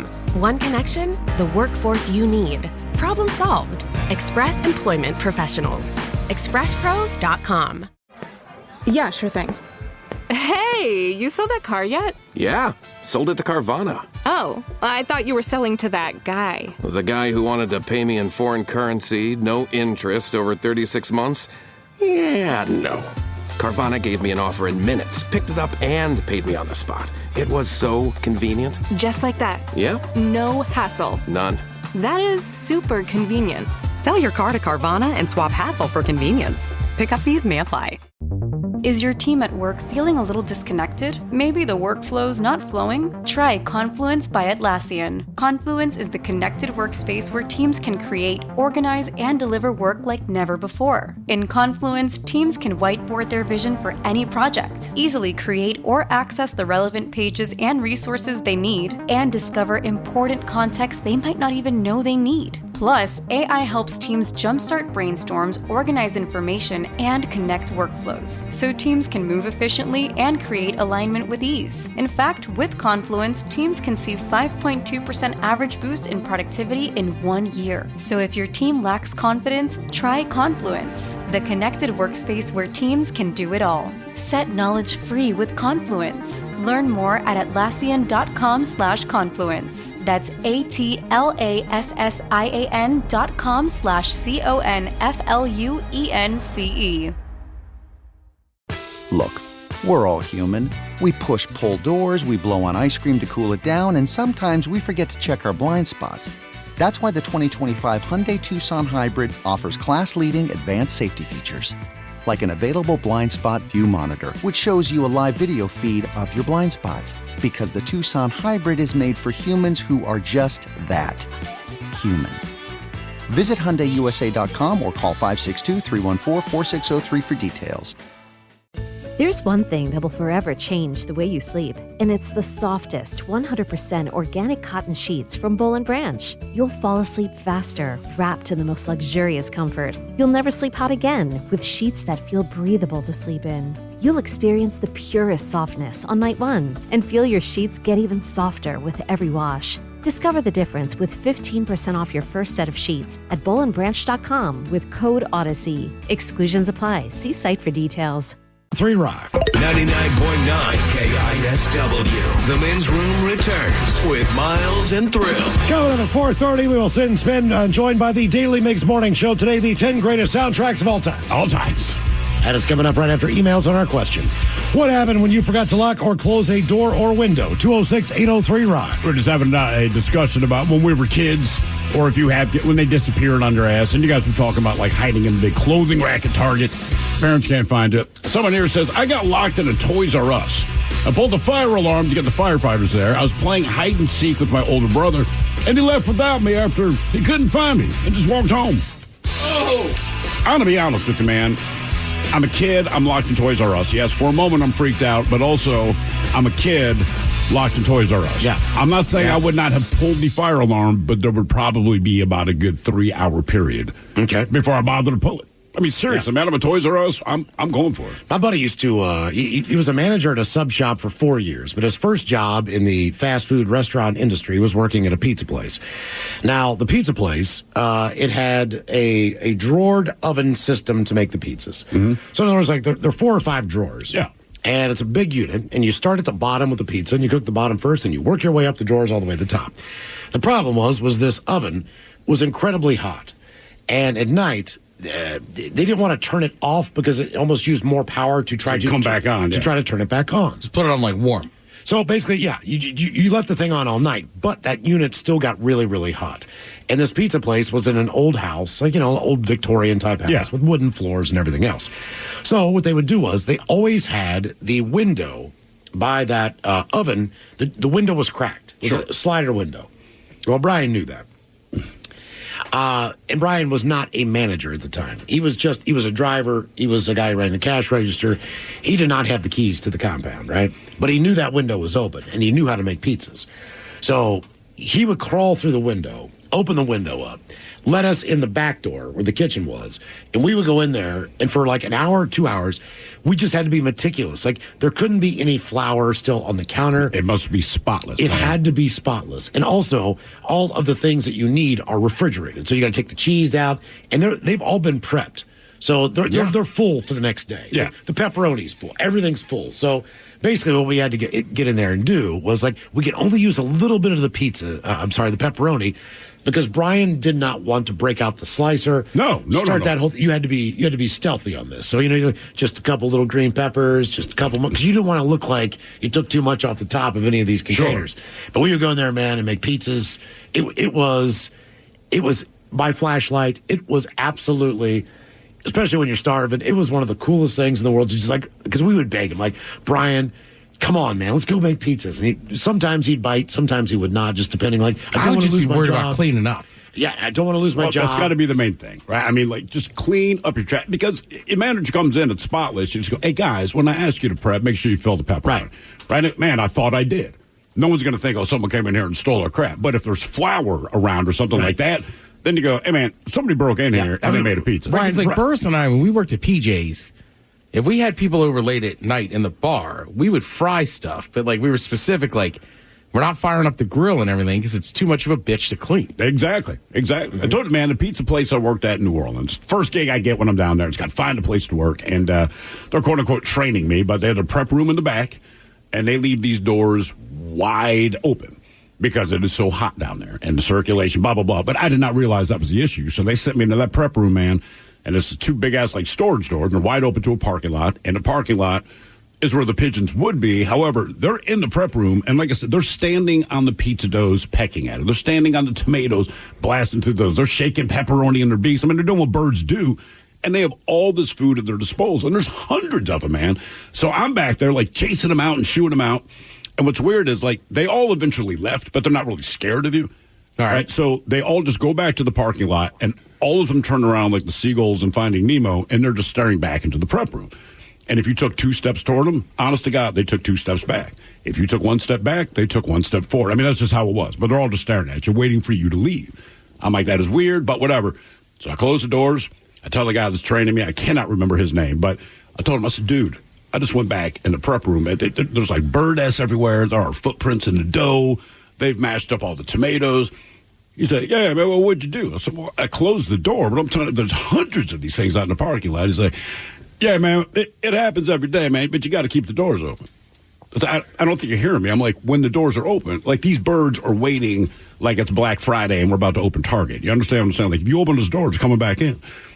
Yeah, man, I know. I mean, it happens every day. Look, man, we just need the footprints out of the dough.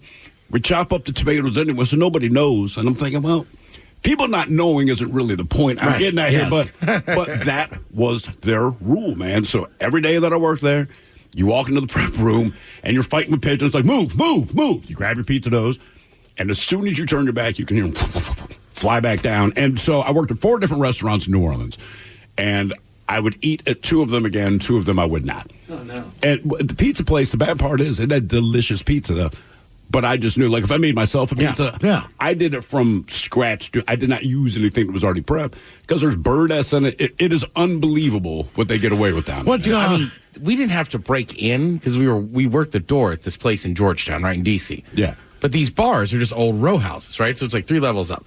So during the day, the bottom part was a good restaurant. You know what I mean? Like decent kind of. Yeah. Mm-hmm. Yeah. So the guy that ran the kitchen, this cool, like a little bit older than us, big old brother. He ran the kitchen. Now, part of working the door was also you had to kind of bar back, too. So you'd have to run out and get the kegs. So we're always in and out of the kitchen. Me and my buddy Nick Weaver, who's not a small man. He's taller, but big dude. So one day, I don't know why he was in there, but usually we didn't start till 8 or 9. He had already closed down the kitchen. It's perfect. Okay. So then one day we see him, and he's like, fat boys. And we're like, what? And he's like, I know it was you 2 fat boys. So we're like, what? And he's like, stop ripping off hunks of bread and dip it into my honey mustard. And Weave just looks at me and goes, you been doing it? I was like, yeah, it's me. Sorry. So Weave wasn't a part of it. That's just you. But just like you walk through the kitchen enough and everything looks exactly perfect. And I was like, I'll just peel back the thing here, take a little dip of honey mustard. Nobody will know. Fat they boys. knew.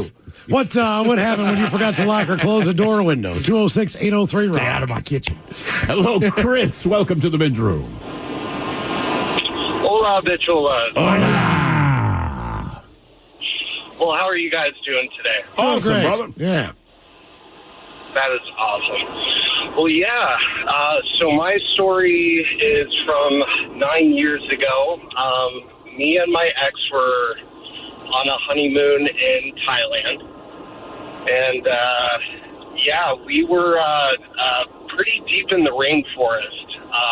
We were staying in, like, this treehouse, resort thing. Yeah. So one of the rules is, so you had a door to your bedroom, and then there was a separate door for the bathroom. And one of the rules was, well, keep the bathroom door shut at all times. So it was Valentine's Day when we were there. So, you know, we were drinking, you know, all night. So, and you're on your honeymoon. Yeah, absolutely. You know, it's just a party all around. So I had gotten up in the middle of the night, went to the bathroom, went back to bed, didn't think anything of it, and I wake up around 4 o'clock to my wife screaming, and she runs into the bedroom just like terrified look on her face. And she's like, "You didn't close the door." I was like, "What are you talking about?" Well, apparently when she was doing her business, there was a bat just right above her, dropping fruit. Oh, no. Yeah.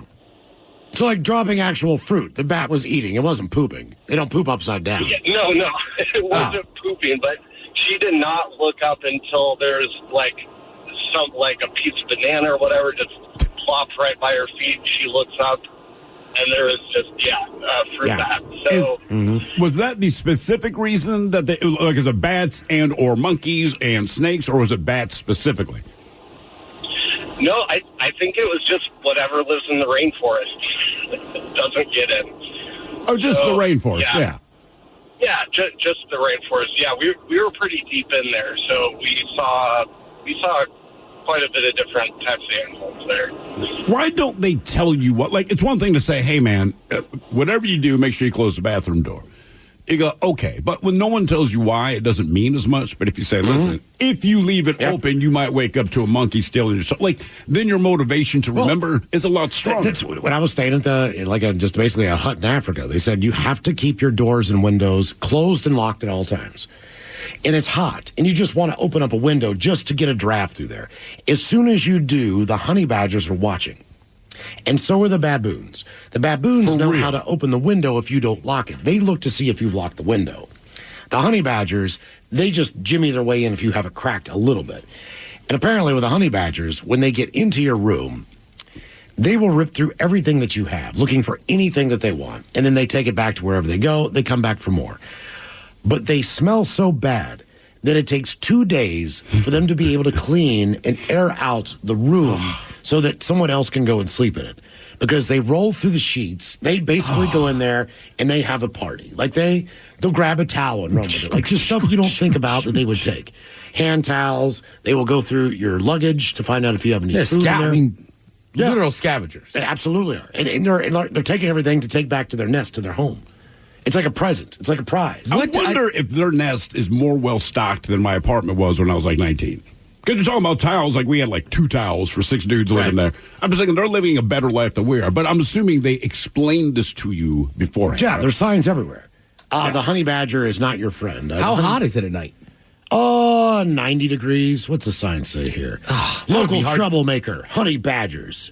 In the evenings when you leave your room, please ensure all windows and doors are properly closed. So could you open it if you were in your room? You could hear them? You can, but they'll walk right in. And that's the problem. Like, I would be happier to come back to my room to find out the honey badgers have been in there than physically be in the room and the honey badgers are there. Because if I just don't know that I could sleep in a 90-degree room. Brother, we are never sharing a hut if we're going on safari. Like, Ted, if you're going to crack a window, I got to get a different hut, man. Sure. I'm not dealing with honey badgers and baboons. There are certain areas where they have the speed limits pretty low just based on the number of animals in the area. So let's say the equivalent of 25, 30 miles an hour. All right. And so my daughter goes to roll down the window in the back because it's hot, but she's not getting any air really. I mean, the air works, but it doesn't really work. Sure. We're in a van, right? So she rolls down the window, and the guy says, "You need to roll the window back up." And she's like, "Why?" And he's like, "The baboons will run down the road. They will jump onto the top of the van from the back. They will shimmy down, and they will enter your car, either opening the door or through the window."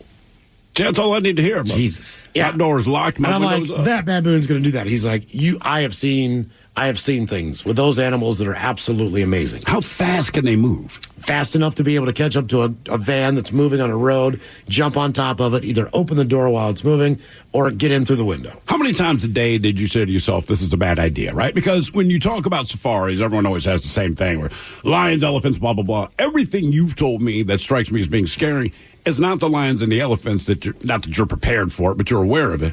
It's these freaking baboons, man. Yeah. I didn't know there were baboons there. I mean, I knew they were in Africa. I didn't know they were where you were going. Right. And not only that, but if you do leave your window cracked open at night or anything like that, to the point where you don't even think a honey badger can get in, then that's when the black mambas want to come in because because the room is so warm that they just want to come in and either it's not hot enough in Africa. Get into bed with you. They like it warmer. So whatever it is at night, it cools down a little bit, but you still can't open up your windows to get that cool air in. So if you do have your window cracked, that's like, hey, game on. We're coming in, man. How many times a day did you say to yourself, this might be a bad idea? You know, every time that I experienced something where someone said, like we had a note in our room that basically said, look, you left the window open. Please do not do that. And I'm like, the window was cracked like a half an inch. Right. No, snake. Don't do that. And I'm like, oh, a snake? What kind of snakes are here? Like spitting cobras and black mambas. Right. I mean, they should just tell you this up front. And so I was like, okay, how much time do you have with a mamba? And he's like, when they bite you, and they will bite you multiple times. He's like, you need the anti-venom in about 15 minutes. I'm like, do you guys have the anti-venom? He's like, hell no. And I'm, nope. And I was like, he's out of luck? You are basically SOL. You're going to die. You are going to die. They're going to try to rush you someplace, but you're going to die on the car ride there. There's no way that they can get you to where you need to be in 15 minutes. All right, let me ask you this, based on your experience and what you've heard and learned during your safari. Would you rather realize you've been bitten by the black mamba? It's bitten you multiple. You got 15 minutes, and then you're gone. Or there's 7 baboons in the room, and you got to deal with them. Well, baboons, I'm sure they can kill you, but they can't kill you that quick. So at least I'll fight the baboons before I get bit by that snake. That's what I'm saying. You think you got 15 minutes against a baboon? It's a better chance than the snake.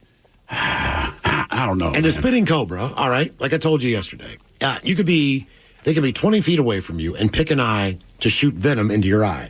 You go blind in that eye for at least 2 days. Not only that, but your throat starts to swell up. So you still need to go in and get that antidote. So they haven't even bitten you, just getting it in your eye. And no, your they just spit the venom. And if it gets in your mouth, just spit on that thing. If it gets in anything, like even if it hits I'm the your hug skin, to a cobra. If they happen to miss, which they never do, right? You know, the irritation is incredible on your body. Did you see any of those? No. Thank God, no. You know, the only thing I really looked for was a pangolin. I was going to try to fix it for that kid. That was the only thing I was looking for on the ground. Other than you want to always look at the ground because you don't want to step on one. I don't know that I really want to go on a safari. I mean, the way you're describing it sounds worse, and you're not saying anything bad, but it's just like all of the other precautions. The most important thing is when you get out of the shower, you have to go outside and absolutely douse yourself in bug spray. You have to spray it in your ears. You have to spray it on your head. You take a shower, and now you're in this film of stinky-ass bug spray because the last thing you want is a mosquito to bite you. Right.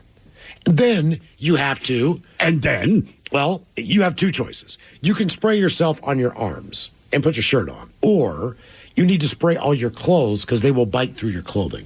I spray both. There's a separate spray that you use for your clothes. But I would just go outside naked in this little area and spray myself down there. That'll keep the baboons away. Well, the problem is I tried it inside, but they avert their eyes. It caused this film and sheen on the floor. I kept wanting to slip on the tile. Oh, right. So it's just like, you can't really spray that stuff inside, apparently. Were you the only one going outside naked to do this? It was in an isolated area where you really people couldn't. Yes or no? What's that? You're the one naked outside doing it. Probably. Hey, never. Yeah, but it's so warm there. You feel more prideful. You know what I mean? It's like everything looks its best. You're not freezing cold, so things don't really. Did you spray your junk? Objects look bigger than they normally are, so to speak. Do you spray your junk, including the berries? Yes. Oh yeah, I sprayed everything. The backside of the berries, because they come up through your shorts if you're wearing shorts all day. So you gotta make sure you take care of the whole kit and the caboodle. Somebody does have a fine question. It says, do they not put screens on the windows in Africa, or is it just it doesn't matter? I mean, obviously the baboon's going to go through a screen. You know what, man? A lot of them are crank windows. Okay. And the baboons know to reach their hand in and open up the crank. Jesus. And if you still have a crank window, that doesn't mean that the snakes can't get in. And the honey badgers can squeeze through there. So they're If they want in, they get in. How about don't have windows? I mean, like if everything knows how to open the window, then like just do away with the window. They had a ceiling fan in this one room, and it was just spinning around, blowing hot air on you. Okay, so when you go to bed, Yeah, I mean, again, okay, when you like the idea of seeing a lion or something seems cool, but all this other stuff, I'm like, the reality of where you are. If you've ever been in a NICU or a PICU or an emergency unit, they have those curtains that come all the way around you. Yeah. Because there's 10 people in one big room, because you need urgent care all the time. So there's typically a nurse's station in the middle, whatever. But you do have your own individual rooms where you can pull the curtain closed. They have a system set up where there is a mesh net that is on a track system that goes all the way around your bed, and the track system also goes all the way on the floor. Keep all the bugs out. You have 2 nets that surround you just to get into your bed. So you're in there. It's kind of like you're like made a fort in your basement when you're 5, but you're enclosed in a mosquito net. Yeah, just to go to bed. So you get up, you got to find the zipper, and then there's another zipper, and then you got to crawl out of this damn thing. You feel like John Travolta in the bubble. So, would you do it again? I mean, yes, but not there. Okay. I've seen everything there, Maybe Kenya, something else, where I could see like a gorilla or whatever. But it'd have to be the same precautions, I would think. It would just be different things that could kill you. I feel like a gorilla, like, you open your window, close your window. If it wants in, it's getting in. Yeah, I mean, because there it's not malaria, it's yellow fever. Right. Or it's something different. It's whatever it is, it's going to kill you. All right, coming up, we're going to sit and spin Daily Bink's Morning Show. Joining us, the 10 greatest soundtracks of all times. It's on the way at 4:30. And we got your emails coming up next from the men's room at KISW.com. The brand new Grand Casino and Shoreline is now open. Step into the action with Vegas-style table games like Baccarat, Heads Up Hold'em Poker, Pai Gow, Blackjack, and High Card Flush. Feeling hungry? Feast on delicious Chinese, Vietnamese, and continental dishes plus breakfast favorites. Dine in or take out. And don't miss daily happy hours from 4 p.m. to 7 p.m. and 10 p.m. to midnight. Grand Casino and Shoreline off Aurora. Open daily from 9 a.m. to 4 a.m. Visit GrandCasinoGaming.com. Welcome to the Grand Experience. This podcast is brought to you by Kleenex Lotion Tissues. You can't predict sick days, but with Kleenex Lotion Tissues, you can be better prepared for them while helping keep your skin healthy. Whether it's a surprise sneeze or a stuffy nose, it's always good to have something gentle on hand. Kleenex Lotion Tissues moisturize to help prevent skin irritation while you're battling those unwanted cold and flu symptoms. It's extra care when you need it most. I mean, why not have one less thing to worry about when you're not feeling your best? For whatever happens next, grab Kleenex. Auto insurance rates are on the rise, which is why you should call Vern Fonk Insurance. Vern Fonk could save you up to 20% on your auto insurance. The pros at Vern Fonk will do all the work, comparing different plans to find you the best options. And they can insure you over the phone. One call to Vern Fonk could save you up to 20%. Call 206-408-5094. 206-408-5094. Remember to honk when you drive by Vern Fonk. Restrictions apply based on a Q3 2023 study of Vern Fonk insurance customers who reported saving when they switched. License number 1070622. Presented by T-Mobile, the official wireless partner of Odyssey Sports. With an awesome network and great savings, there's never been a better time to join T-Mobile. Visit your neighborhood store to make the switch today. College holds a mythic place in American culture. On the new Campus Files podcast, we uncover the scandals you won't hear on the campus tours. Find Campus Files on the free Odyssey app or wherever you get your podcasts. Escape to paradise with a relaxing 6-night stay in the iconic islands of Tahiti and Moorea. Enjoy an all-inclusive nonstop flight to Tahiti from Seattle or Los Angeles on Air Tahiti Nui, the world's most immersive travel experience. From the vibrant cabins to the warm and welcoming crew, you will be transported to Tahiti from the moment you step on board. This dream getaway also includes beautiful accommodations, excursions, daily breakfast, all transfers, and more, starting at just $26.95 per person. Call 1-877-468-2448 to book yours today. Lovers wants to know, ever forget Valentine's Day in the past? Need to make up for it?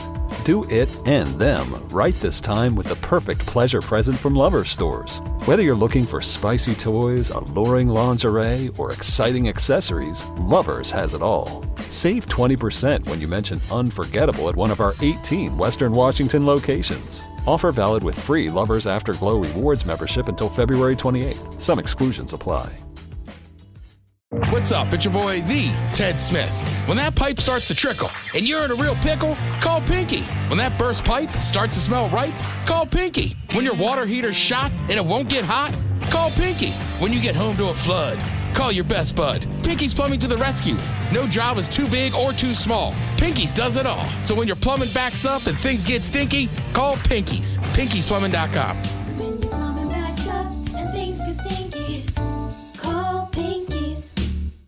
Are you a bartender that dreads the phrase, hey, can you put the game on? At Sports on What, we understand your pain and we're here to help. Over-the-air, satellite, cable, or streaming, Sports on What knows what channel the game is on, and you can too. Follow your favorite teams, set alerts, and filter by provider to get the results you need. Stop wasting time searching and never miss kickoff again. Just download the Sports on What app, and you'll always know how to watch the game. Available for Android and iOS. Start your 7-day free trial when you download Sports on What and subscribe today.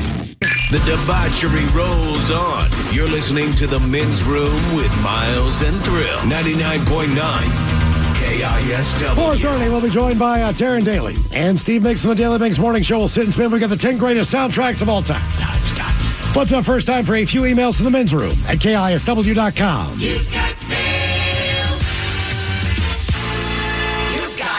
One from our question today about doors and windows. Guys, I was an assistant security supervisor in downtown Salt Lake City. New kid I was training left a door unlocked for one of the parking garage stairwells. Get a call later. Turns out a guy who had a little habit of smoking spice and pleasuring himself in the stairwells had gone in once again to do just that. Now, normally, I like a good scrape, but I wasn't going to get involved because I've already dealt with the same exact guy 3 separate times before getting promoted. So I sent the new kid and another guy to deal with it. First time I realized how nice it was to be a boss. Keep on rocking, guys. That from Nathan. We had a security guard that worked here, and, they got to do rounds. And one day we went down there. She's irritated, man. Just disgusted. We're like, what's up? I went down to the parking garage. There's 2 homeless people having sex. And we're like, well, it's cool. Her problem was they didn't lay down a towel or nothing. Yeah. Oh, yeah. And this woman can kick everyone's ass in the building. Oh, the one that I'm thinking of down there? No, not her. It was a different chick before her. But same general spirit. I remember her. Yeah, I think I might remember her, yeah. She did not care that they were having sex. She was great. I liked her. She was mad that they didn't have the decency to lay down the towel. Not dirty-ass parking garage with all the oil and stuff. That's just disgusting. This woman could walk into a biker bar and they'd all be quiet. And they're like, shh, here she is. She might get to fight with She's armed with a skillet. Scared to and death. nothing else. Scared to death, that woman. I think she rode a motorcycle. I'm pretty sure she did. I think she did. Yes, she definitely did. Because she was talking about her husband, and you got the sense that her husband could beat your ass, but that she could beat his ass. Yeah. Correct. You pictured her husband looking like Yosemite I know Sam. exactly what this guy looks like. You do. Of course you He's do. 6'6". He is a big dude, and he Never seen sleeves. No. And terrified of his wife. Oh, let's see. A couple extra emails here. This one says, I'm an idiot. Yeah, you are. Guys, welcome back. I've been waiting for you to get back so I can tell you how dumb I am. I moved back here in 2007. But thanks for waiting. I know. Other day, you were talking about Thrill's brother getting hit with a football. So I looked up the video. That is when I learned he does not have a brother that works at NASA and another brother that works in the NFL. They are the same guy. Yes, they are. That is my big realization. Happy New Year's, guys. That from Chrissy, who says, P.S. We have the Men's Room IPA on draft at Toscano's in Monroe. Nice. Toscano's. By the way, I let my brother know recently, it was my wife who found this, but they had a list of the, most memorable moments for NFL officials or something. Yeah. He came in at number 7. Taking the football. I was like, hey, man, you're going to live forever. He had a rough one over the weekend. Dude, that crowd it was the Tampa game, and there was a foul on a catch that put him on 1st and goal. There was like an excessive celebrating or something like that. I forget what it was. Like there was a personal foul. 1st and goal, but he moved it back to 1st and goal yards. from the 25. Right. And the booze, and look. And they talked about it for like 3-5 minutes. Well, I get all these texts, and like, I feel so bad for your brother. I'm like, 2 things you got to remember. I'm laughing about it because it's just like, dude, you got 70,000 people basically telling you that you're a POS, right? That's funny to me because I'm his brother. And the other thing, he doesn't care. I mean, he just says, look, man, it's part of the job. People are going to get mad. But yeah, that was a bad one. Dude, for he him. came up at our family Christmas party. We're back in Baltimore. So a lot of sports nerds. My one uncle is a junkie for football. All right. So he just goes, isn't that your buddy? Isn't that Steve's brother? I go, yeah. And I go, you guys want to hear a funny thing about him? And they're like, what's up? I go, he also works for NASA.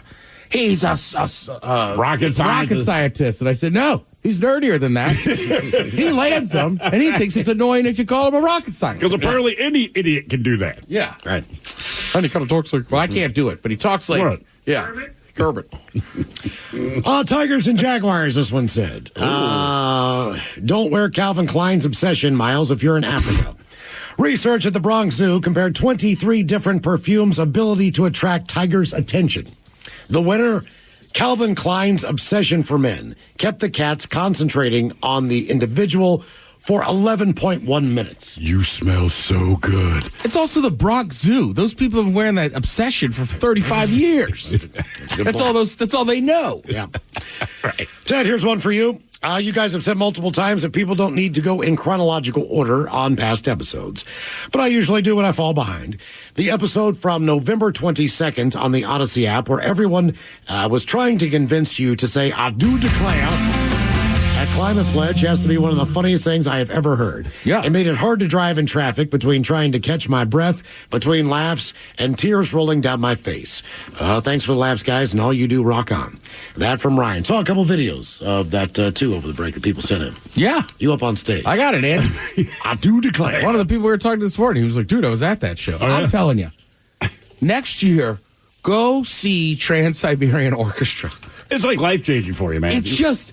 I don't, the way I describe it, I don't want to get anybody upset, but it's like, it's a little cheesy. Right? It's kind of, I mean, it's like 80s hair metal rock, but like, also, like, I was there with my buddy, and his kid's like, hey, it's kind of sexy. Like, the chicks are hot, the dudes are good looking, there's flying V guitars, there's lights, lasers, Not the only place you'll find a flying bee, I'm guessing. Right. Yes. It was awesome. Right, and dudes, I'm in Arizona this week, found a brand new Sizzler in Flagstaff, Arizona tonight. Right. Yeah. Hope you can use this for the show. Very exciting. Send in a pic as proof. All the best, that from Scott. Let me see the picture. Flagstaff seems like a place that would have a brand new Sizzler. So you know what I did? I went on Yelp, and I had to look at it. Because I see Yelp for Sizzler.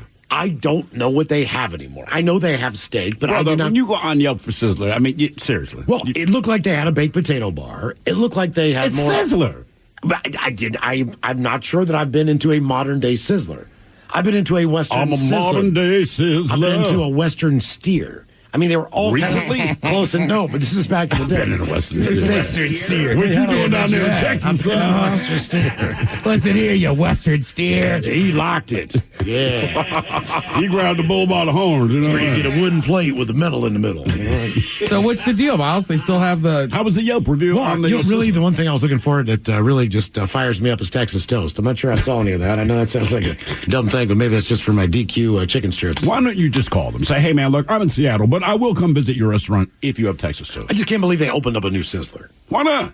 I just don't see them as the franchise that's expanding across the United States. They're not. That's why I think it's a smart move. Maybe a Texas Roadhouse. It's nostalgic, right? You go, damn. Then you go there and you're like, that's why we stopped coming here. But at least it's like the McRib. Mm-hmm. Everyone takes a bite and they're like, this is absolute garbage. And it'll come out next year and you're going to buy it anyway and say, this is absolute garbage. I still haven't been to a Texas Roadhouse. Oh, Ted. I know. We got to go. My niece. Well, there's one, but it's on JBLM and you can't get into it. Correct. I was talking about this when I got home. My niece and nephew wouldn't shut up about it and the rolls and everything else. I was like, there's only one, but it's on base. I think one's coming to Bellingham or somewhere. I mean, it's still a drive. Why are you going to Bellingham? Because they got a Texas Roadhouse. Why'd you join the Army? Because you got a Texas I would drive Roadhouse. to Bellingham for a Hooters. Of course you would. That should be a T-shirt. Of course you would. I would. Yeah. Wouldn't you? I wish we could see how serious you were. There's a handful of places that I would drive that far for. In-N-Out Burger, Big One. I know the debate. Don't hate me. I just like their hamburgers, right? Hooters for sure. In Bellingham, I don't want to bring up my daughter going to Western, but I've been on orientations there. Right. So if the Hooters is any reflection of the general population, I would drive to Bellingham to go to a Hooters. Yeah. But I feel like any Hooters in a college town does well. It's going to. I went to one in State College, and it was like, damn. Mm-hmm. I think the closest Texas Roadhouse that we actually just civilians can walk onto is the one I went to over in Kennewick. It's a long damn drive. It's like a 3.5, 4 hour drive. Was it worth it? Yes. It was that good. Dude, those rolls are damn. Well, what? Oh, you got jumped? I'm not going to do that, in man. Miles' defense, too, like, I do like the wings at Hooters. Sure, I do too. I've been down to Twin Peaks. The scenery's great, but, like, I like their wings. It's not the same, though. Hooters wings are very, very specific. Yeah, the Hooters experience overall was top-notch. It is. Yeah. Would you drive to Bellingham for it, Ted? Yes. I definitely would. Okay. I go play golf. I would go to Hooters. I would enjoy my evening. I get a hotel room. I get up, play golf, drive back. Might even go back to Hooters before I could drive back. That's a lie. I would drive to Terrence's house, park there, and then make Brad drive us up to Hooters. Okay. Plus, their son's old enough to go to a Hooters. How old is he? 5, 6. I was 8 the first time I was in one. I was 8 years old. I thought it was the greatest moment of my life. It's when they get an erection is that you stop taking them and you wait a few years. That's the best time to go because you're the most popular guy in there. That is true. They love you at that That's age. what happened to me in the Tampa location. I know. And my dad lived down there. He's like, you like chicken wings? I'm like, I've never really had chicken wings. He's like, well, you're going to like this place. Let's go to Hooters. And I was like, cool. And I got T-shirts. I mean, they gave me a T-shirt. Yeah. When I was a kid. You know, I just sat there and all the girls took pictures with me, and it was fantastic. It's a family restaurant. And it was a Polaroid, so you could take them with you.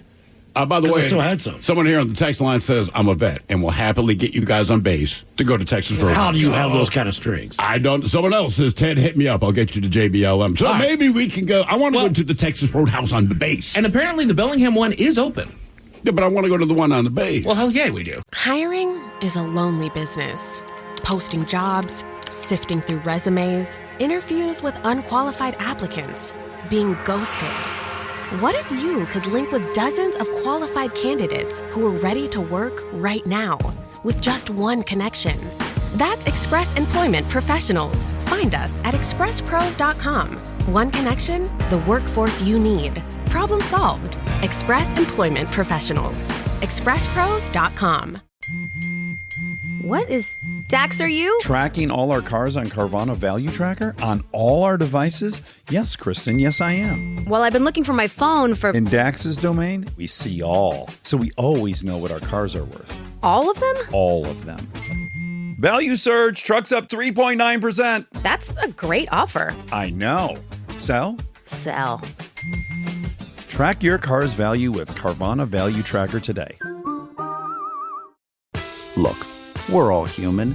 We push-pull doors, we blow on ice cream to cool it down, and sometimes we forget to check our blind spots.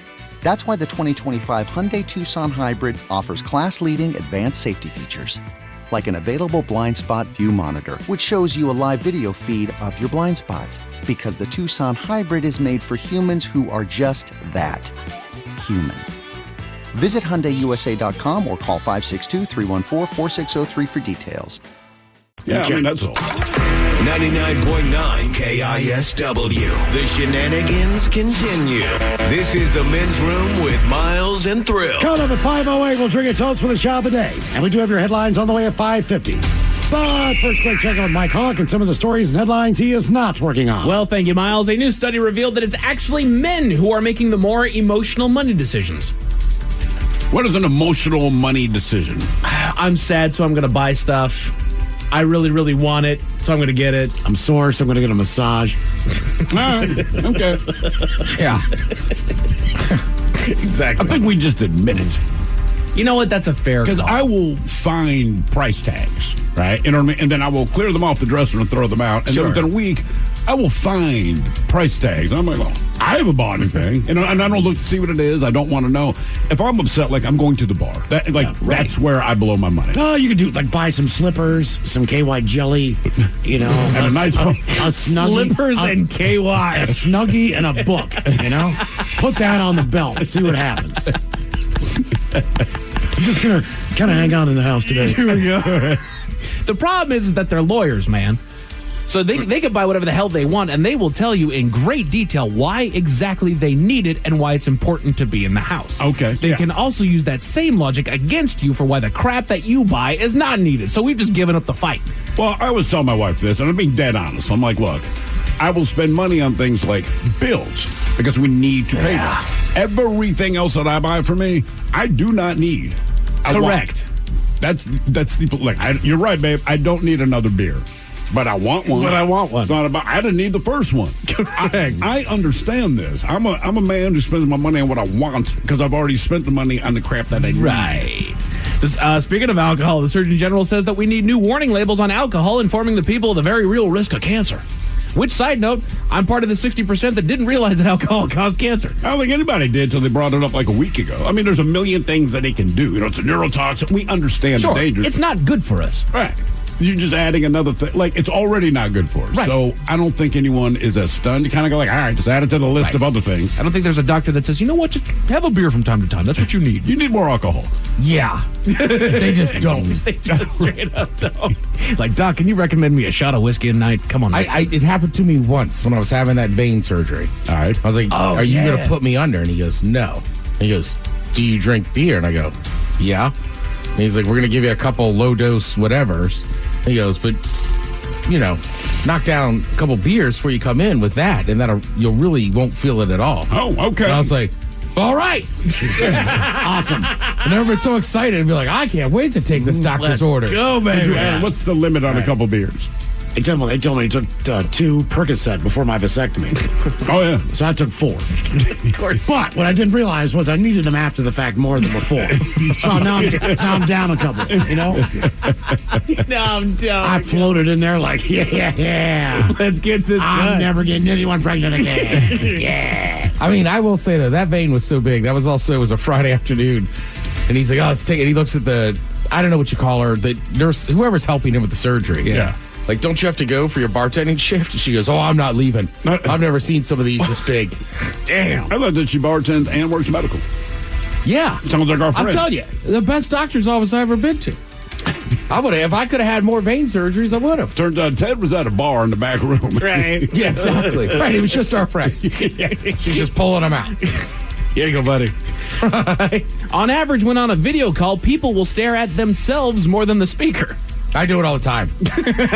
Do I look good? I got to tape a new episode of the podcast tonight, and it's just, I don't know how to explain it, but you just end up kind of looking at yourself. What do you do? Like, what do I look like? Do I look stupid? Do I look interested? Can they tell that I'm not looking This is a at them? good angle for me. Right. Right. I like to do it backlit. Here's more of a silhouette. I'm here. State your business. You can put that picture in. Yeah, they already got that. The Guardian actually published an article on the rise of people flaking on social plans. But there's times What that counts as flaking? You forget? The reason why you're not going. All right. If you have to straight up cancel like early, okay, something has happened. But talking about like 10, 15, half an hour before, like, I don't think I'm going to make it. That's flaking. All right. When people are still kind of committed to that plan and you're not going, that's what I count as flaking. Okay, but you know, there are those times when those events come up there and we don't feel like doing it anymore. And we all need excuses. Luckily, I've got you covered. The Men's Room Top 10. The Men's Room Top 10. 10 totally believable excuses to cancel plans. I find the bitter, harsh truth works best, especially if this is someone you've been avoiding for 3 years, yet they still don't get the hint. It goes something like this. I thought about merely blocking you on all social media and on my phone, but that would leave you confused. So here we go. It's not me. It's you. You're not a nice person. Everything has to lead back to you at the end of the day. You thoughtless, self-absorbed waste of oxygen and nitrogen. Also, I was double booked. Sorry, let's try again for next week, okay? Okay. That is a terrible feeling when you actually double book and then it comes up and you're like, oh crap, I straight forgot. Now you got to pick one to the end. Right. And the thing is that the one that you forgot is the one that you booked first. Oh, yeah, 9 times out of 10. I think we just know his excuse. So he's been up since 4:30. Yeah, no kidding. Except he actually has been up since Right, 4:30. he's already been to work. It's Saturday, and he started drinking whiskey at noon. You're not going to make that 8 p.m. one? Like, I don't need an excuse. Not coming out. Not coming out. My going out time is your good night time. Yeah, no kidding. No kidding, man. They also call these believable excuses to get out of the plane. Okay. So number 10 here, you have family drama to take care of. So this is a really good excuse to cancel plans that is best used when the plans are with an acquaintance or someone who is not a close friend of yours. You can simply say that there's some family drama going on that you have to tend to, and you don't want to get into the details.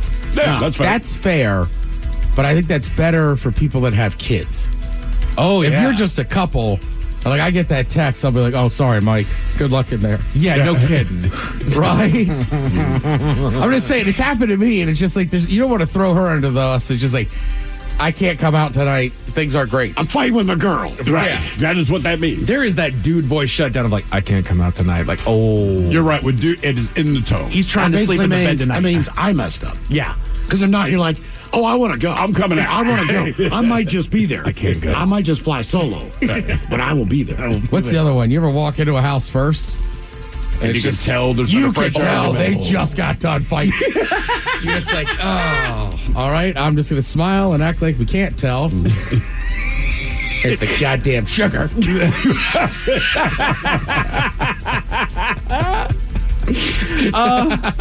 can tell them you're emotionally drained. You've had an emotionally exhausting week or month and don't feel up for going out. This is an honest excuse to use. And a way for your friend to call you a pea. I just say, dude, I'm wiped out. I'm just tired. I've had a long week, man. I'm just not up for it. Right. Not emotionally drained. Yeah. Dude, that sounds like And that doesn't even have to be believable, other than the fact that it is believable. You're tired. All right, cool. That's a better excuse than anything else. You just straight up don't want I'm to go. straight up effing tired. I think also it depends on who you are. Again, like if you're a constant flaker, Right. that Nothing matters. excuse isn't going to fly. Right? Yeah. It's just like, whatever. We never expect you to show up anyhow. Right. That also folds right into number 8, that you're not up for socializing. Okay. But that speaks like, Maybe you've had he's a in rough a dark day. place. Right. You're at work. Your kids are driving you crazy. In either case, all you want to do is be by yourself. In this situation, you can try being honest with the other person and letting them know that although you were really looking forward to seeing them, you're just not up to it anymore. And that's when I say, hey, man, do you need to talk? You all right, man? I don't. No. You okay? No, you sure? Miles has no intention of listening. Yeah, no.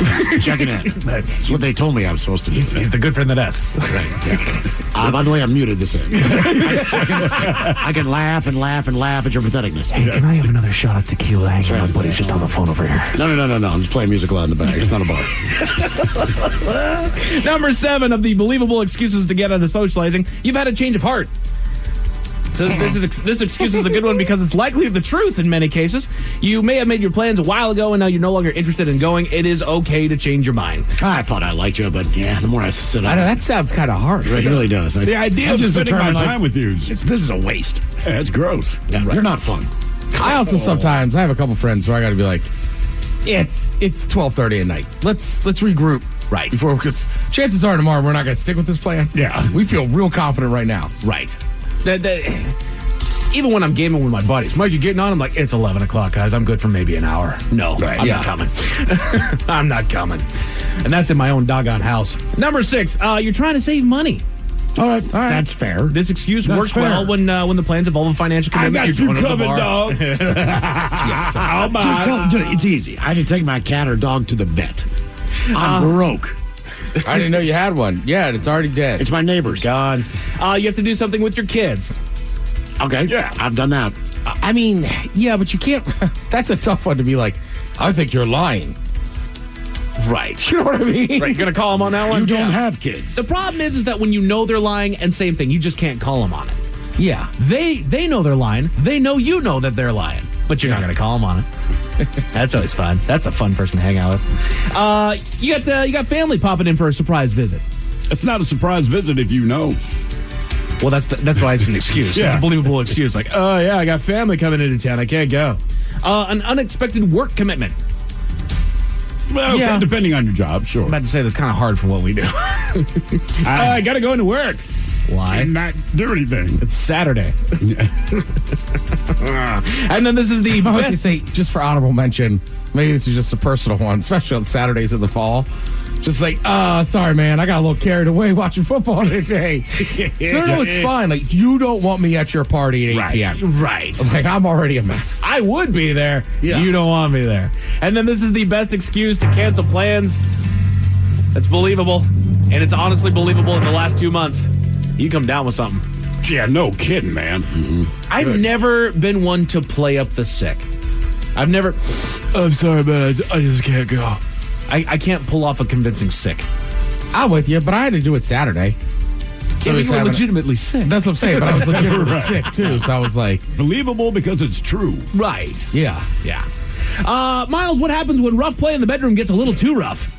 There is no such thing, It Mike. reaches orgasm. Yes. There is, and I'll tell you all about it at Yes, 5:50. Thank you, sir. Headlines are coming to 5:50. In the meantime, it's going to contest on the line for Profile This at 206-803-ROCK. Every minute to drinking time. The brand new Grand Casino and Shoreline is now open. Step into the action with Vegas-style table games like Baccarat, Heads Up Hold'em Poker, Pai Gow, Blackjack, and High Card Flush. Feeling hungry? Feast on delicious Chinese, Vietnamese, and continental dishes plus breakfast favorites. Dine in or take out. And don't miss daily happy hours from 4 p.m. to 7 p.m. and 10 p.m. to midnight. Grand Casino and Shoreline off Aurora. Open daily from 9 a.m. to 4 a.m. Visit GrandCasinoGaming.com. Welcome to the Grand Experience. Auto insurance rates are on the rise, which is why you should call Vern Fonk Insurance. Vern Fonk could save you up to 20% on your auto insurance. The pros at Vern Fonk will do all the work, comparing different plans to find you the best options. And they can insure you over the phone. One call to Vern Fonk could save you up to 20%. Call 206-408-5094. 206-408-5094. Remember to honk when you drive by Vern Fonk. Restrictions apply based on a Q3 2023 study of Vern Fonk insurance customers who reported saving when they switched. License number 1070622. Is your team at work feeling a little disconnected? Maybe the workflow's not flowing? Try Confluence by Atlassian. Confluence is the connected workspace where teams can create, organize, and deliver work like never before. In Confluence, teams can whiteboard their vision for any project, easily create or access the relevant pages and resources they need, and discover important context they might not even know they need. Plus, AI helps teams jumpstart brainstorms, organize information, and connect workflows, so teams can move efficiently and create alignment with ease. In fact, with Confluence, teams can see 5.2% average boost in productivity in 1 year. So if your team lacks confidence, try Confluence, the connected workspace where teams can do it all. Set knowledge free with Confluence. Learn more at Atlassian.com/confluence. That's Atlassian.com/CONFLUENCE. This podcast is brought to you by Kleenex Lotion Tissues. You can't predict sick days, but with Kleenex Lotion Tissues, you can be better prepared for them while helping keep your skin healthy. Whether it's a surprise sneeze or a stuffy nose, it's always good to have something gentle on hand. Kleenex Lotion Tissues moisturize to help prevent skin irritation while you're battling those unwanted cold and flu symptoms. It's extra care when you need it most. I mean, why not have one less thing to worry about when you're not feeling your best? For whatever happens next, grab Kleenex.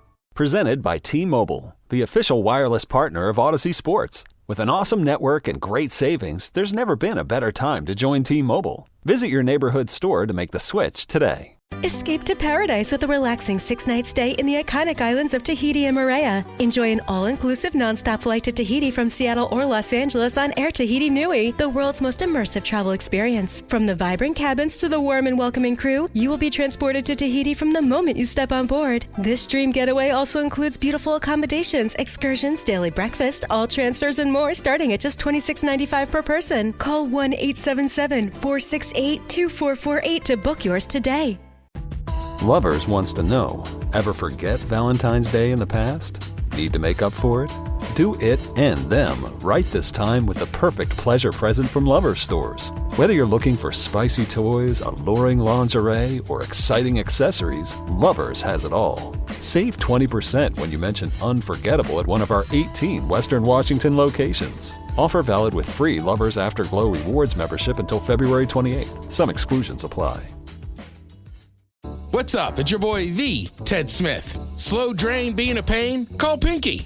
That pipe's being a little leaky? Call Pinky. When the toilet won't flush and you're in a rush? Call Pinky. When your shower lost all its spray power? Call Pinky. When your sink's on the blink? Call Pinky. Pinky's Plumbing promises to lick all your plumbing problems quick.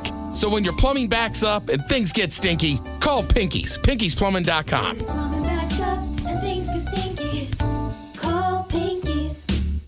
Anyone know what channel the game's on?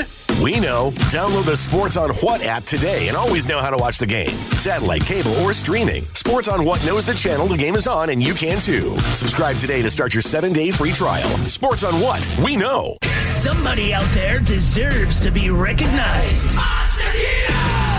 And the men's room knows just who it is. So to you, we say, bottoms up, sailor. You're the toast of our shot of the day. Good job it is, and as usual, we head to the drink desk. And Stephen Throwhill to find out who we're toasting. Yes, indeed. And today's shot is brought to you by the fine folks and our friends at Black Raven Brewery. And today we toast 71-year-old Linda Rosa of Brooklyn, New York. Now, Linda had taken the subway to get to a church service. She exited the train, but just after passing through the turnstile, a group of 4 teen girls approached her, and one of them tried to snatch her purse because, after all, what is some 71-year-old lady going to do? And I'm glad you asked. Linda said, quote, "Oh, you want to fight?" Always a bad thing to hear. So she grabbed one of the girls by the hair and smashed her head into the ground. Now, when a second girl charged her, she used her free hand and grabbed that girl's hair and slammed her head into the ground. Now, as Linda put it, and this is the quote, "I had them both face down like rams when they're going to get ready for a fight." Well, at that point, the other two would-be muggers, they were pleading with Linda, the 71-year-old lady, to let her friends go. Now, at first, Linda said, "No, man, that ain't going to happen." But eventually, she did relent, and she let the idiots go before gathering her belongings and heading to church at the Brooklyn Tabernacle. Oh, yeah. I mean, trust me, there's much more to the story, but good God almighty, man. Those girls weren't caught either, but they always get to tell the story about Meemaw just absolutely kicking their ass. Oh, and well, the thing about the four girls, there is one surveillance still that I saw at least. So you see their faces. So at some point, the friends are going to be like, "That's why you got the bruise on your face? That 71-year-old lady?" Who, by the way, it's not like she was some former fighter back in the day. She just said when they approached her to snatch her purse, her thought was, "You're not taking my purse." And they didn't. You attacked a 70-year-old woman on the way to church, man. That is divine intervention. And basically, she forgave him. She said, "Look, they're young, they're dumb, they're stupid. You know, God bless them. I'm going to church." Yeah, she said, "Well, they don't know what they're doing. This is dumb teen. I forgive them." I'm like, you forgive them because you beat their ass. I forgive anyone who I beat up. You know, just saying. But good on you, Linda. So we pour this booze and we drink this booze because we think it's yummy. Yummy. So over the tongue and down the throat to party in our tummies. Down the hola bichola. The Men's Room presents Profile This. And Stephen Throwhill, could you please start everyone out? Profile This is played. I sure can, Miles. It's a simple game where we share with you a real-life news story, something that happened right here on planet Earth. Earth. And as you listen to the story, based on the stereotypes you believe to be true of people and the decisions the people make, we'll ask you what it is you think makes the story a story. Our caller has dropped off, gentlemen, including you, Mike. You're going to be playing a little big dummy. Your categories today, we have interior decorating, where you guess the foreign object that ended up on the inside of someone. License to spill, where you guess the substance that made the mess. And finally, seriously, where you guess the petty conflict that led to extreme violence. Seriously? I'm as mad as hell. I'm not going to take this anymore. A delivery driver clocked out of work and returned to a customer's location later that night to stab the female customer 14 times. Cops say Brianna Alvaro, 22 years old, she was working Sunday evening at Marco's Pizza when she was dispatched around 10 p.m. to a nearby motel to deliver food ordered by Melinda Irizarry, who's 26, her boyfriend, Bobby Brooks, and the couple's 5-year-old daughter, who were celebrating the boyfriend's birthday. Now, police charged that Alvaro and the male acquaintance, both dressed in black and wearing face masks, showed up at the motel 90 minutes after the food delivery. Upon hearing a loud knocking, Irizarry opened the door, and that's when the two visitors burst in. The male intruder brandished a gun, while the woman, who cops later identified as Alvelo, began rummaging through the other woman's purse and the family's belongings, even smashed the child's Nintendo Switch. Now, when Alvelo pulled out a knife, Irizarry, she turned away to shield her daughter. But that's when Alvelo, she began striking Irizarry, sorry about the names, multiple times with the knife. Cops reported that it was discovered that Melinda was stabbed 14 times in different areas of her body, and it just found out from the hospital that she was a few weeks pregnant. Anyway, she went to the hospital, stable condition, the baby's fine. Anyway, Alvelo, she was arrested, charged with attempted murder, aggravated assault, kidnapping, and home invasion with a firearm. Her male companion has not been identified. The question is, why did Alvelo return to the motel to stab this other woman? Was it because of a small tip? Was it because she had called to complain about Alvelo's rude behavior? Is it because she had made fun of Alvelo's appearance? Or was it a simmering feud from a past issue between the two? So a small tip. The customer called to complain about rude behavior. The customer made fun of her appearance, or they already knew each other, and it's a simmering feud from a past issue. I'm putting my eggs in the basket of the small tip. I feel like times are tough out there. Tipping culture has been long since disputed in this country. People are doing a lot of things against bad tipping. I think that this is a bad tip all day. I think they already knew each other. It's a feud that's been boiling over. She sees her at the motel, sees her opportunity, gets her guy friend, and they stab her. Just like Eminem. I think the bitch was ugly. What was this fight over? Who would? I mean, that seems awfully weird to be like, thanks for the pizza, you ugly bitch. But here's a big tip. Yeah. Here's a big tip. Here's a tip. Get that nose fixed. Wasn't because of a small tip. He complained about her. The boss made fun of her looks or a past issue. We'll find out next. That was a tease. 99.9 KISW. We return to the men's room with Miles and Thrill. Category is seriously on profile. This where you're trying to figure out the cause of the argument. That is Why it was correct. so ridiculous. Delivery driver dropped the pizza off, but then came back to the hotel where the woman was having a birthday party with her boyfriend. Yeah. Kid was there and all that. She and her boyfriend went into the hotel room and stabbed the woman 14 times. Yes. The question, what was the whole incident all about? Was it the fact that the woman left a small tip? Did she complain about her to her bosses? Did she make fun of her looks? Or did the two have previous issues, so to speak? And that's a question that I pose to you, gentlemen. Let us start with Miles Montgomery. You went with the parents, just assume she is ugly. I saw her mugshot. She is ugly, but that is not why. all right. I'm sure the other woman thought it, but didn't comment out loud. Maybe she heard her through the door. Boy, that woman was ugly. The Ted Smith, you went with the simmering feud. They knew each other. It's kind of like, oh, that bitch. All right. No. Mike Hawk, you went with the tip. Yeah, baby. Small tip for the win. Just so you know. So the pizza order was $33.10. She handed her $50 for the food. She began to walk away with the money, and that's when the woman that got stabbed stopped her and asked for change. She said, look, I didn't want to leave such a large tip, so she rooted around for smaller bills, gave her a $2 tip. And that's what got her stabbed. Okay. Wait, it was $33. It was $33.10. This is about the same thing that happened to me with Mount Washington Pizza. So it's like $16.90 would have been the tip. It's like a 50% tip. Right, so that's too much of a tip, but I wouldn't stab her. But yeah, you could have left her like a 5. Well, at least, right? My tip was, or my bill was like $28-30, right? Yeah. I had a $50 bill. And I'm like, dude, just give me a 10 back. And he's like, I don't have change. And I'm like, well, can I write you a check? And he's like, no. And he's like, and he takes the food back and he slams the door. My place. And then they banned me from Mount Washington Subs and Pizza. I was going to pay the guy. He just didn't have any change. I'm like, what the hell? They banned your ass. Oh, yeah. Oh, no. And then my girlfriend at the time would try to call and they had the address on file. It's like, no, you're banned too. Because they had her home address. So she got banned. That is crazy. We all got banned. I found one way when people, I remember I had a cab driver, again, this is in Baltimore. He didn't have, I don't remember what I handed him, but he says, man, I don't have change. I said, then the ride is free. What do you know? He had change. Yeah, exactly. Amazing. Now for all TV news all the time, it's time for TV Time with Ted. And now, because your pathetic life is confined to countless hours in front of a talking box, the Men's Room presents TV Time with Ted. All right, your choices today, you have Stephen Colbert, Seth Meyers, the Jimmies, Fallon and Kimmel, or Ted Smith.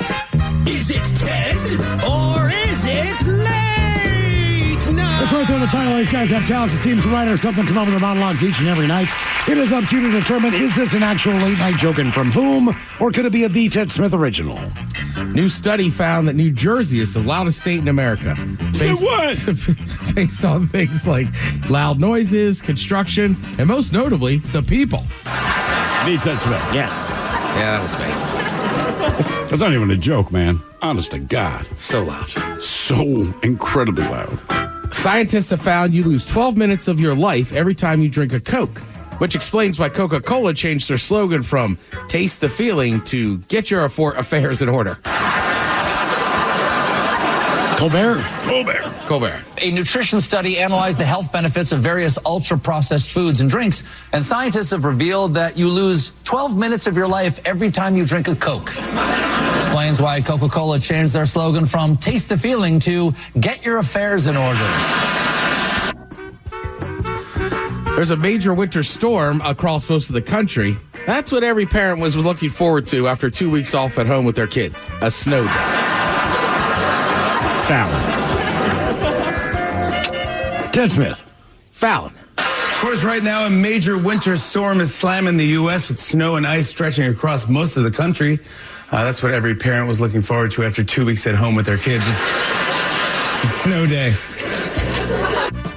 My buddy Will bought his kids a Papa Shot for the basement. Yeah. And I texted him yesterday, right, because they're in Maryland. They haven't been to school yet. I was like, how's it going? He's like, I'm going to pull my hair out. And then he said, I have reset the personal record on this thing like 3 times. Not bad. Go back to school. Yeah. New study links video games with a boost in intelligence for children. That study published in the prestigious New England Journal of your nephew Kyle. That's got to be Colbert. Yeah, Colbert. It is Colbert. A new study links spending more time playing video games with a boost in intelligence in children. That study published in the prestigious New England Journal of your nephew Kyle. Over 60 million people are dealing with bitter cold temperatures. Here's how cold it is in New York City. The ball they dropped on New Year's Eve, it just went back up. Jesus. Fallon? Myers. Fallon. Yep, over 60 million people are dealing with bitter cold temperatures. Here's how cold it is in New York City. The ball they dropped on New Year's Eve, it just went back up. What? Real quick, what's protocol? We're talking about drinking Coca-Cola or whatever. Yeah. So I'm not a huge soda drinker. I have enough bad habits. But I was on the plane, and I got a Sprite and a little bottle of espresso vodka. But I wanted to drink the Sprite, and I just kept taking nips of the little plastic bottle. And then I was like, this probably looks terrible. Yeah, it does. I think you're supposed, technically, do you have to mix it? No, because I always order a Jack and Coke, and the thing is, when they deliver it to you, they put the Jack down, and then they'll pop the Coke and set it down next to it. They don't mix it, so the thing that usually gets me the look from the flight attendant is when I get my third Jack and Coke, and they come by to grab recycling or whatever. Still got Coke. I got 30 Cokes and 3 empty Jacks, and I'm like, look, I'll drink the Coke, man, but I'm here for the Jack Daniels. I mean, not going to lie to you. I'm with you. I haven't gotten any weird looks because I'll do the same thing. I'll order a Jack and Coke, and I do want to drink the Coke. Sure, I'm going to drink it just separately. But I am just going to take the shot, and nobody looks at me weird. No, yeah, I think everyone gets it on a plane. I want a Sprite. I was like, ooh, espresso vodka. I feel like everyone on a plane, you deserve a shot. I don't care if it's a 7-year-old kid, he's tired too. Get him a shot of Jack Daniels. Obviously, we just finished up the year that was 2024. So here's a list of what TVLine.com says are the best 20 shows of 2024. I'm interested to see how many of these everyone in here has actually watched. Okay. You know we're bad at this, but yes, all right. Yes, we are. Well, we are because none of them just say football or college football. Right. Or Saturday Night Live. Ted's still doing late night. Right. All right, John Mulaney's special. Everybody's in L.A. Did anybody see his last comedy special? Nope, I did not. Nope. I think I started it, did not go anywhere with it. I'm just going to say nobody in here is watching this. Matlock on CBS, the reboot. I want to, but no. God damn it. I was almost said, Mike might be the one out. It's Kathy Bates, man. I like Kathy Bates. As Matlock? Yes. Oh. Has Andy Griffin, because he was the original Matlock. Andy Griffith. Has he? Oh, Griffith. Pretend that you are Mike Tyson when you say his name. Griffith. Andy Griffith. Has he ever had a role where he wasn't a cop or a lawyer? He was on a really bad show that I loved as a kid called Salvage One. And I don't remember what his profession was, but the premise of the show was this. I don't know if he's a genius or whatever, but basically he took a bunch of trash and he created his own rocket/spaceship. And he would just take the hell off. And I don't know if he solved. I don't know why he had Mayberry to Mars. I don't know what he did. It's not like he went into space. It's just that he had this big ass rocket. I guess the idea was that he made it himself. And he and two buddies, I'm not making this up. I'm getting all these looks. I swear to God, man. Salvage One, Mike, just look it up. I don't know why he had the rocket, but he had the rocket. All right, how about Girls 5 Ever? Or Girls 4 Ever? Girls 5 Ever. I've never on Netflix. I don't know. Lioness on Paramount Plus. Never even heard of it. I'm going to bring up this one. I know none of us have watched it. I know, Thrill, you don't care about it. Mike and I say we're going to watch it. The Bear on Hulu. Still, I would watch it, but I just haven't got to it yet. Yeah, I'm still working on my other shows. I know, but I think me, you, and Mike have been saying this for a year and a half now. According to my wife, it is a fantastic show. It's won awards, right? I'm one season in, and it is. It's a great show. It is stressful. It is dark. Were you the one that was saying it's not a comedy because it got some awards for like... Everybody's saying it's not a comedy. It's in the comedy area. That's what I'm saying. Yeah. The bits I've seen, like, it's not funny. Or if it's a comedy, they're real bad And I love Matty Matherson, that chef from Canada. Yeah, right. He's on the show. Yeah. But he's not like the main chef, is he? No. Jeremy Allen White is the main chef, but he's actually the engineer or something like that. Which I think is kind of funny. The one guy on the show who's an actual real chef Is who's not the opened chef. like 3 restaurants. It's like, yeah, you play the engineer on here. Agatha All Along. That's all Disney Plus. I should watch that You one. know, man, I just binged it over the break. It's okay. It has its moments. I would not sit through it again. Because that kind of picks up after WandaVision, right? I never saw WandaVision, but that is the feeling that I got. Is this like Black Panther stuff? Marvel? Yeah, Marvel It is stuff, Marvel, yeah. yeah. All right. Which is all connected at this point, and it was okay. It was okay. Some of the top shows for 2024: The Traitors on Peacock. No. No. Colin from Accounts, Paramount Plus. Don't have either one of Sounds those. interesting. What about X-Men 97? Nope. No, I think that one was a cartoon. That was that got a lot of nostalgia for the 90s kids. By the way, a text came in and said Lioness is a good show for whatever it's worth. I don't know what it's about, but It's a hot chick. Yeah. All right, let's go to the top 10. Mr. and Mrs. Smith on Prime Video. Nope. Oh, all right.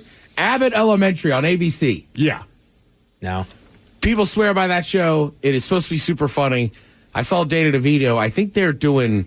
It's Always Sunny in Philadelphia crossover with them. It's a funny show. I would not say it's a hilarious show, but I mean, it's 30 minutes, and you'll get a couple of good chuckles. You really will. All right. Nobody Wants This on Netflix. That's a great name for a show, and apparently on the right, never seen it. Shrinking, Apple TV Plus. Don't have Apple. Nope. English Teacher, FX. Nope. No. Hacks on Max. That one won a handful of awards, but no. Industry, HBO. No. All right, how about this one? We read a lot about it. I'll be dead honest, I have not watched it yet.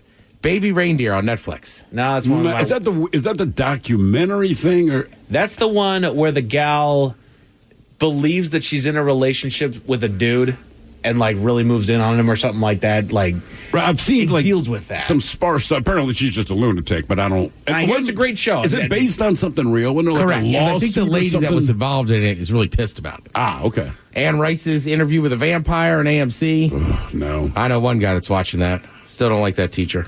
And then Shogun on FX. I saw the first episode. That was It was really good. All right. And I have not followed up. I really need to watch it. Yeah, seriously, the first episode, I'm like, oh, okay, I see what they're doing here. This would be good. And I just haven't gotten back to it. Hey.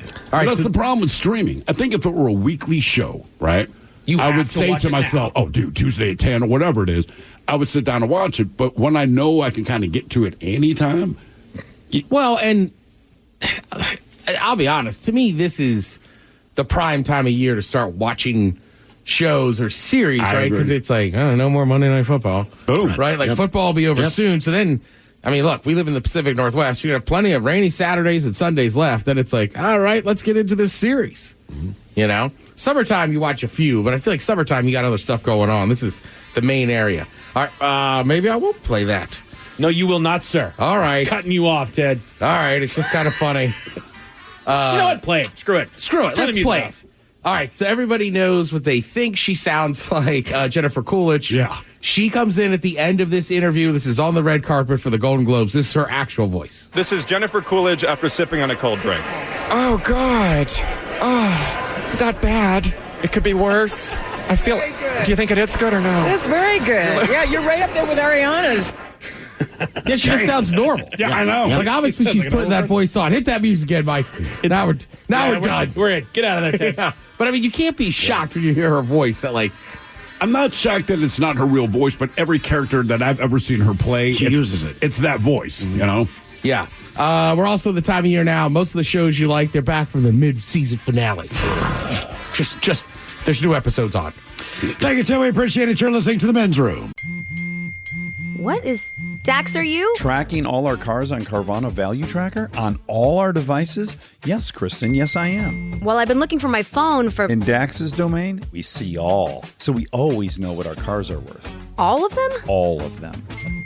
Value surge, trucks up 3.9%. That's a great offer. I know. Sell? Sell.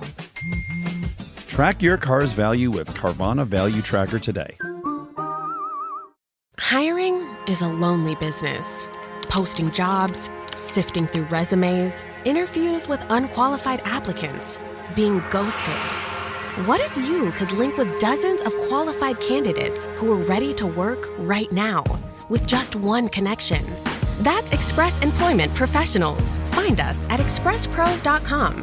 One connection, the workforce you need. Problem solved. Express Employment Professionals. expresspros.com. Auto insurance rates are on the rise, which is why you should call Vern Fonk Insurance. Vern Fonk could save you up to 20% on your auto insurance. The pros at Vern Fonk will do all the work, comparing different plans to find you the best options. And they can insure you over the phone. One call to Vern Fonk could save you up to 20%. Call 206-408-5094. 206-408-5094. Remember to honk when you drive by Vern Fonk.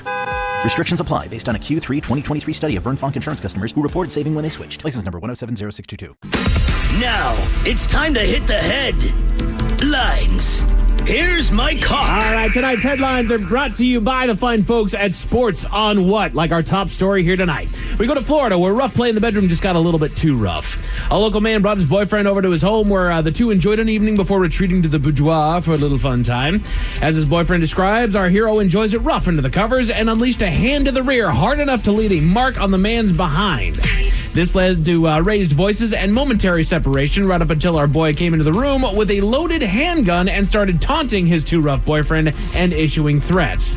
The boyfriend eventually left the premises, but not without being sent away with warning shots fired by the man into his own pavement to increase the sense of urgency, as you will.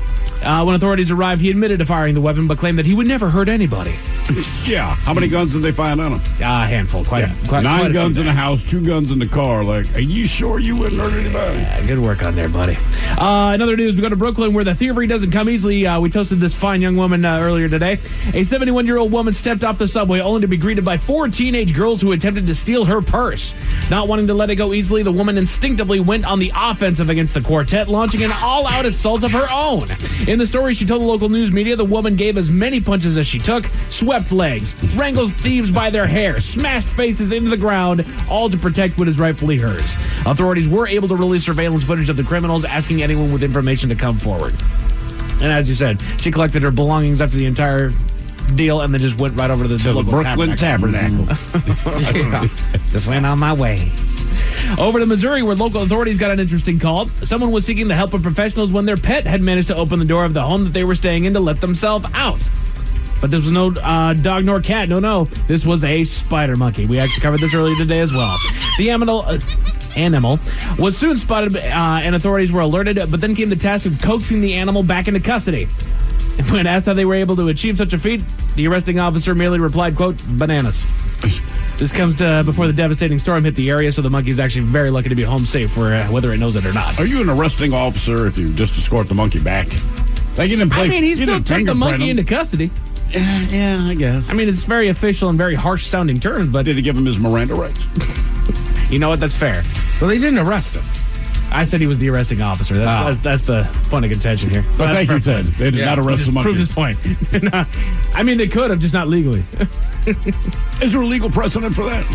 You can fingerprint him, put his mugshot out there. Fingerprint. What do you get arrested for? Loitering? Loitering, yeah. All right. Maybe trespassing. Public nuisance? Sure. Public nuisance because they found him at an intersection of 2 highways. They had to coax him, so I guess he was resisting. Can't be indecency because he's got a tutu on. He did cover that No one. top. True enough. Male or female? About to say, maybe it doesn't need the top. It might be fine. If you're on your way to Alabama, we'd recommend double-checking the restaurant that you choose to dine at. A report was just released in the local media that details how 9 restaurants in Birmingham area scored low enough to warrant a second visit from the health department in the near future. Some of the less-than-ideal practices of these restaurants were listed, such as, quote, storing foods at inappropriate temperatures. Sure. Different meats at different temperatures and whatnot creates a bad environment there. There was an ice machine with black residue buildup. That's not good. That is not good. That's really bad. That's called mold. And storing bottled and canned drinks in the bathroom next to an unflushed toilet. I'd still drink it. It's in a can or it's in a bottle. I'll just wiping the top off. That was a definitely wipe the top. Yeah, that was a gas station. So it makes a little bit more sense. No, it doesn't. But honestly, no, it doesn't make any sense. That's so gross. Yeah, I mean, once in a while, an empty Miller Lite can ends up in the shower, but hey, come on now. Empty's cool. But just in case those starts with a bad taste in your mouth. Thankfully, there's good news. To Hershey, Pennsylvania, where a record has been broken. It's an annual tradition since 2001 that fans of the local American Hockey League team, the Hershey Bears, fill the stands armed with stuffed animals to take part in the teddy bear toss. Fans throw stuffed bears onto the ice that are then collected up and donated to several different charities in the area, doing their best to beat the previous year's attendance. This year, they went above and beyond, actually breaking the record with an amazing 102,343 bears tossed onto the ice. Wow. Cheers to you, Hershey, Pennsylvania. And only 3 of those bears were real. I brought a bear. The world of sports, the Kraken losing streak continues as they fell to the Devils here at home, falling to a 17-21 record and taking second to last place in the Pacific Division. Come on, fellas. They're on the road to Columbus, where they'll take on the Blue Jackets on Thursday night. As far as what you're going to watch tonight, you got NBA basketball on TNT and True TV, as well as some college hoops on the ESPN channels, FS1 and CBS Sports. As far as your weather, temperature going to hang down to the low 40s tonight with a small possibility of some rain, but that opens up to a decent day tomorrow where we can expect partly cloudy skies and temperatures in the upper 40s. And that is it for your headlines. With that, Mike Hawkins out. Hey, sir, we appreciate it. We'll see you next time for the return of Who Sucks Less. Lovely Jolene is up next. Yes, indeed. It's all true. But in the meantime, well, we be all about this bitch. So until next time, please do what you do best. And for Aletha's sake, stay beautiful.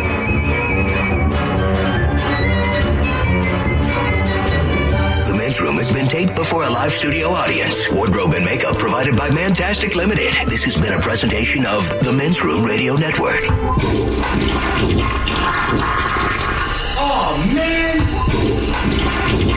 A Double Flush production. Is your team at work feeling a little disconnected? Maybe the workflow's not flowing? Try Confluence by Atlassian. Confluence is the connected workspace where teams can create, organize, and deliver work like never before. In Confluence, teams can whiteboard their vision for any project, easily create or access the relevant pages and resources they need, and discover important context they might not even know they need. Plus, AI helps teams jumpstart brainstorms, organize information, and connect workflows, so teams can move efficiently and create alignment with ease. In fact, with Confluence, teams can see 5.2% average boost in productivity in 1 year. So if your team lacks confidence, try Confluence, the connected workspace where teams can do it all. Set knowledge free with Confluence. Learn more at Atlassian.com/Confluence. That's ATLASSIAN.com/CONFLUENCE. Plug in a Hyundai EV and the extraordinary happens. From the charge time and range in the Ioniq 5 and 6 to the adventurous spirit of the Kona Electric to the 601 horsepower Ioniq 5N. Hyundai EVs make the extraordinary electrifying. There's joy in every journey. EPA estimated 303-mile driving range for 2024 Ioniq 5 SE SEL Limited rear-wheel drive and 361-mile driving range for 2024 Ioniq 6 SE long-range rear-wheel drive with fully charged battery. Actual range may vary. Visit HyundaiUSA.com or call 562-314-4603 for more details. The brand new Grand Casino and Shoreline is now open. Step into the action with Vegas-style table games like Baccarat, Heads Up Hold'em Poker, Pai Gow, Blackjack, and High Card Flush. Feeling hungry? Feast on delicious Chinese, Vietnamese, and continental dishes plus breakfast favorites. Dine in or take out. And don't miss daily happy hours from 4 p.m. to 7 p.m. and 10 p.m. to midnight. Grand Casino and Shoreline off Aurora. Open daily from 9 a.m. to 4 a.m. Visit GrandCasinoGaming.com. Welcome to the Grand Experience. This podcast is brought to you by Kleenex Lotion Tissues. You can't predict sick days, but with Kleenex Lotion Tissues, you can be better prepared for them while helping keep your skin healthy. Whether it's a surprise sneeze or a stuffy nose, it's always good to have something gentle on hand. Kleenex Lotion Tissues moisturize to help prevent skin irritation while you're battling those unwanted cold and flu symptoms. It's extra care when you need it most. I mean, why not have one less thing to worry about when you're not feeling your best? For whatever happens next, grab Kleenex. Presented by T-Mobile, the official wireless partner of Odyssey Sports. With an awesome network and great savings, there's never been a better time to join T-Mobile. Visit your neighborhood store to make the switch today.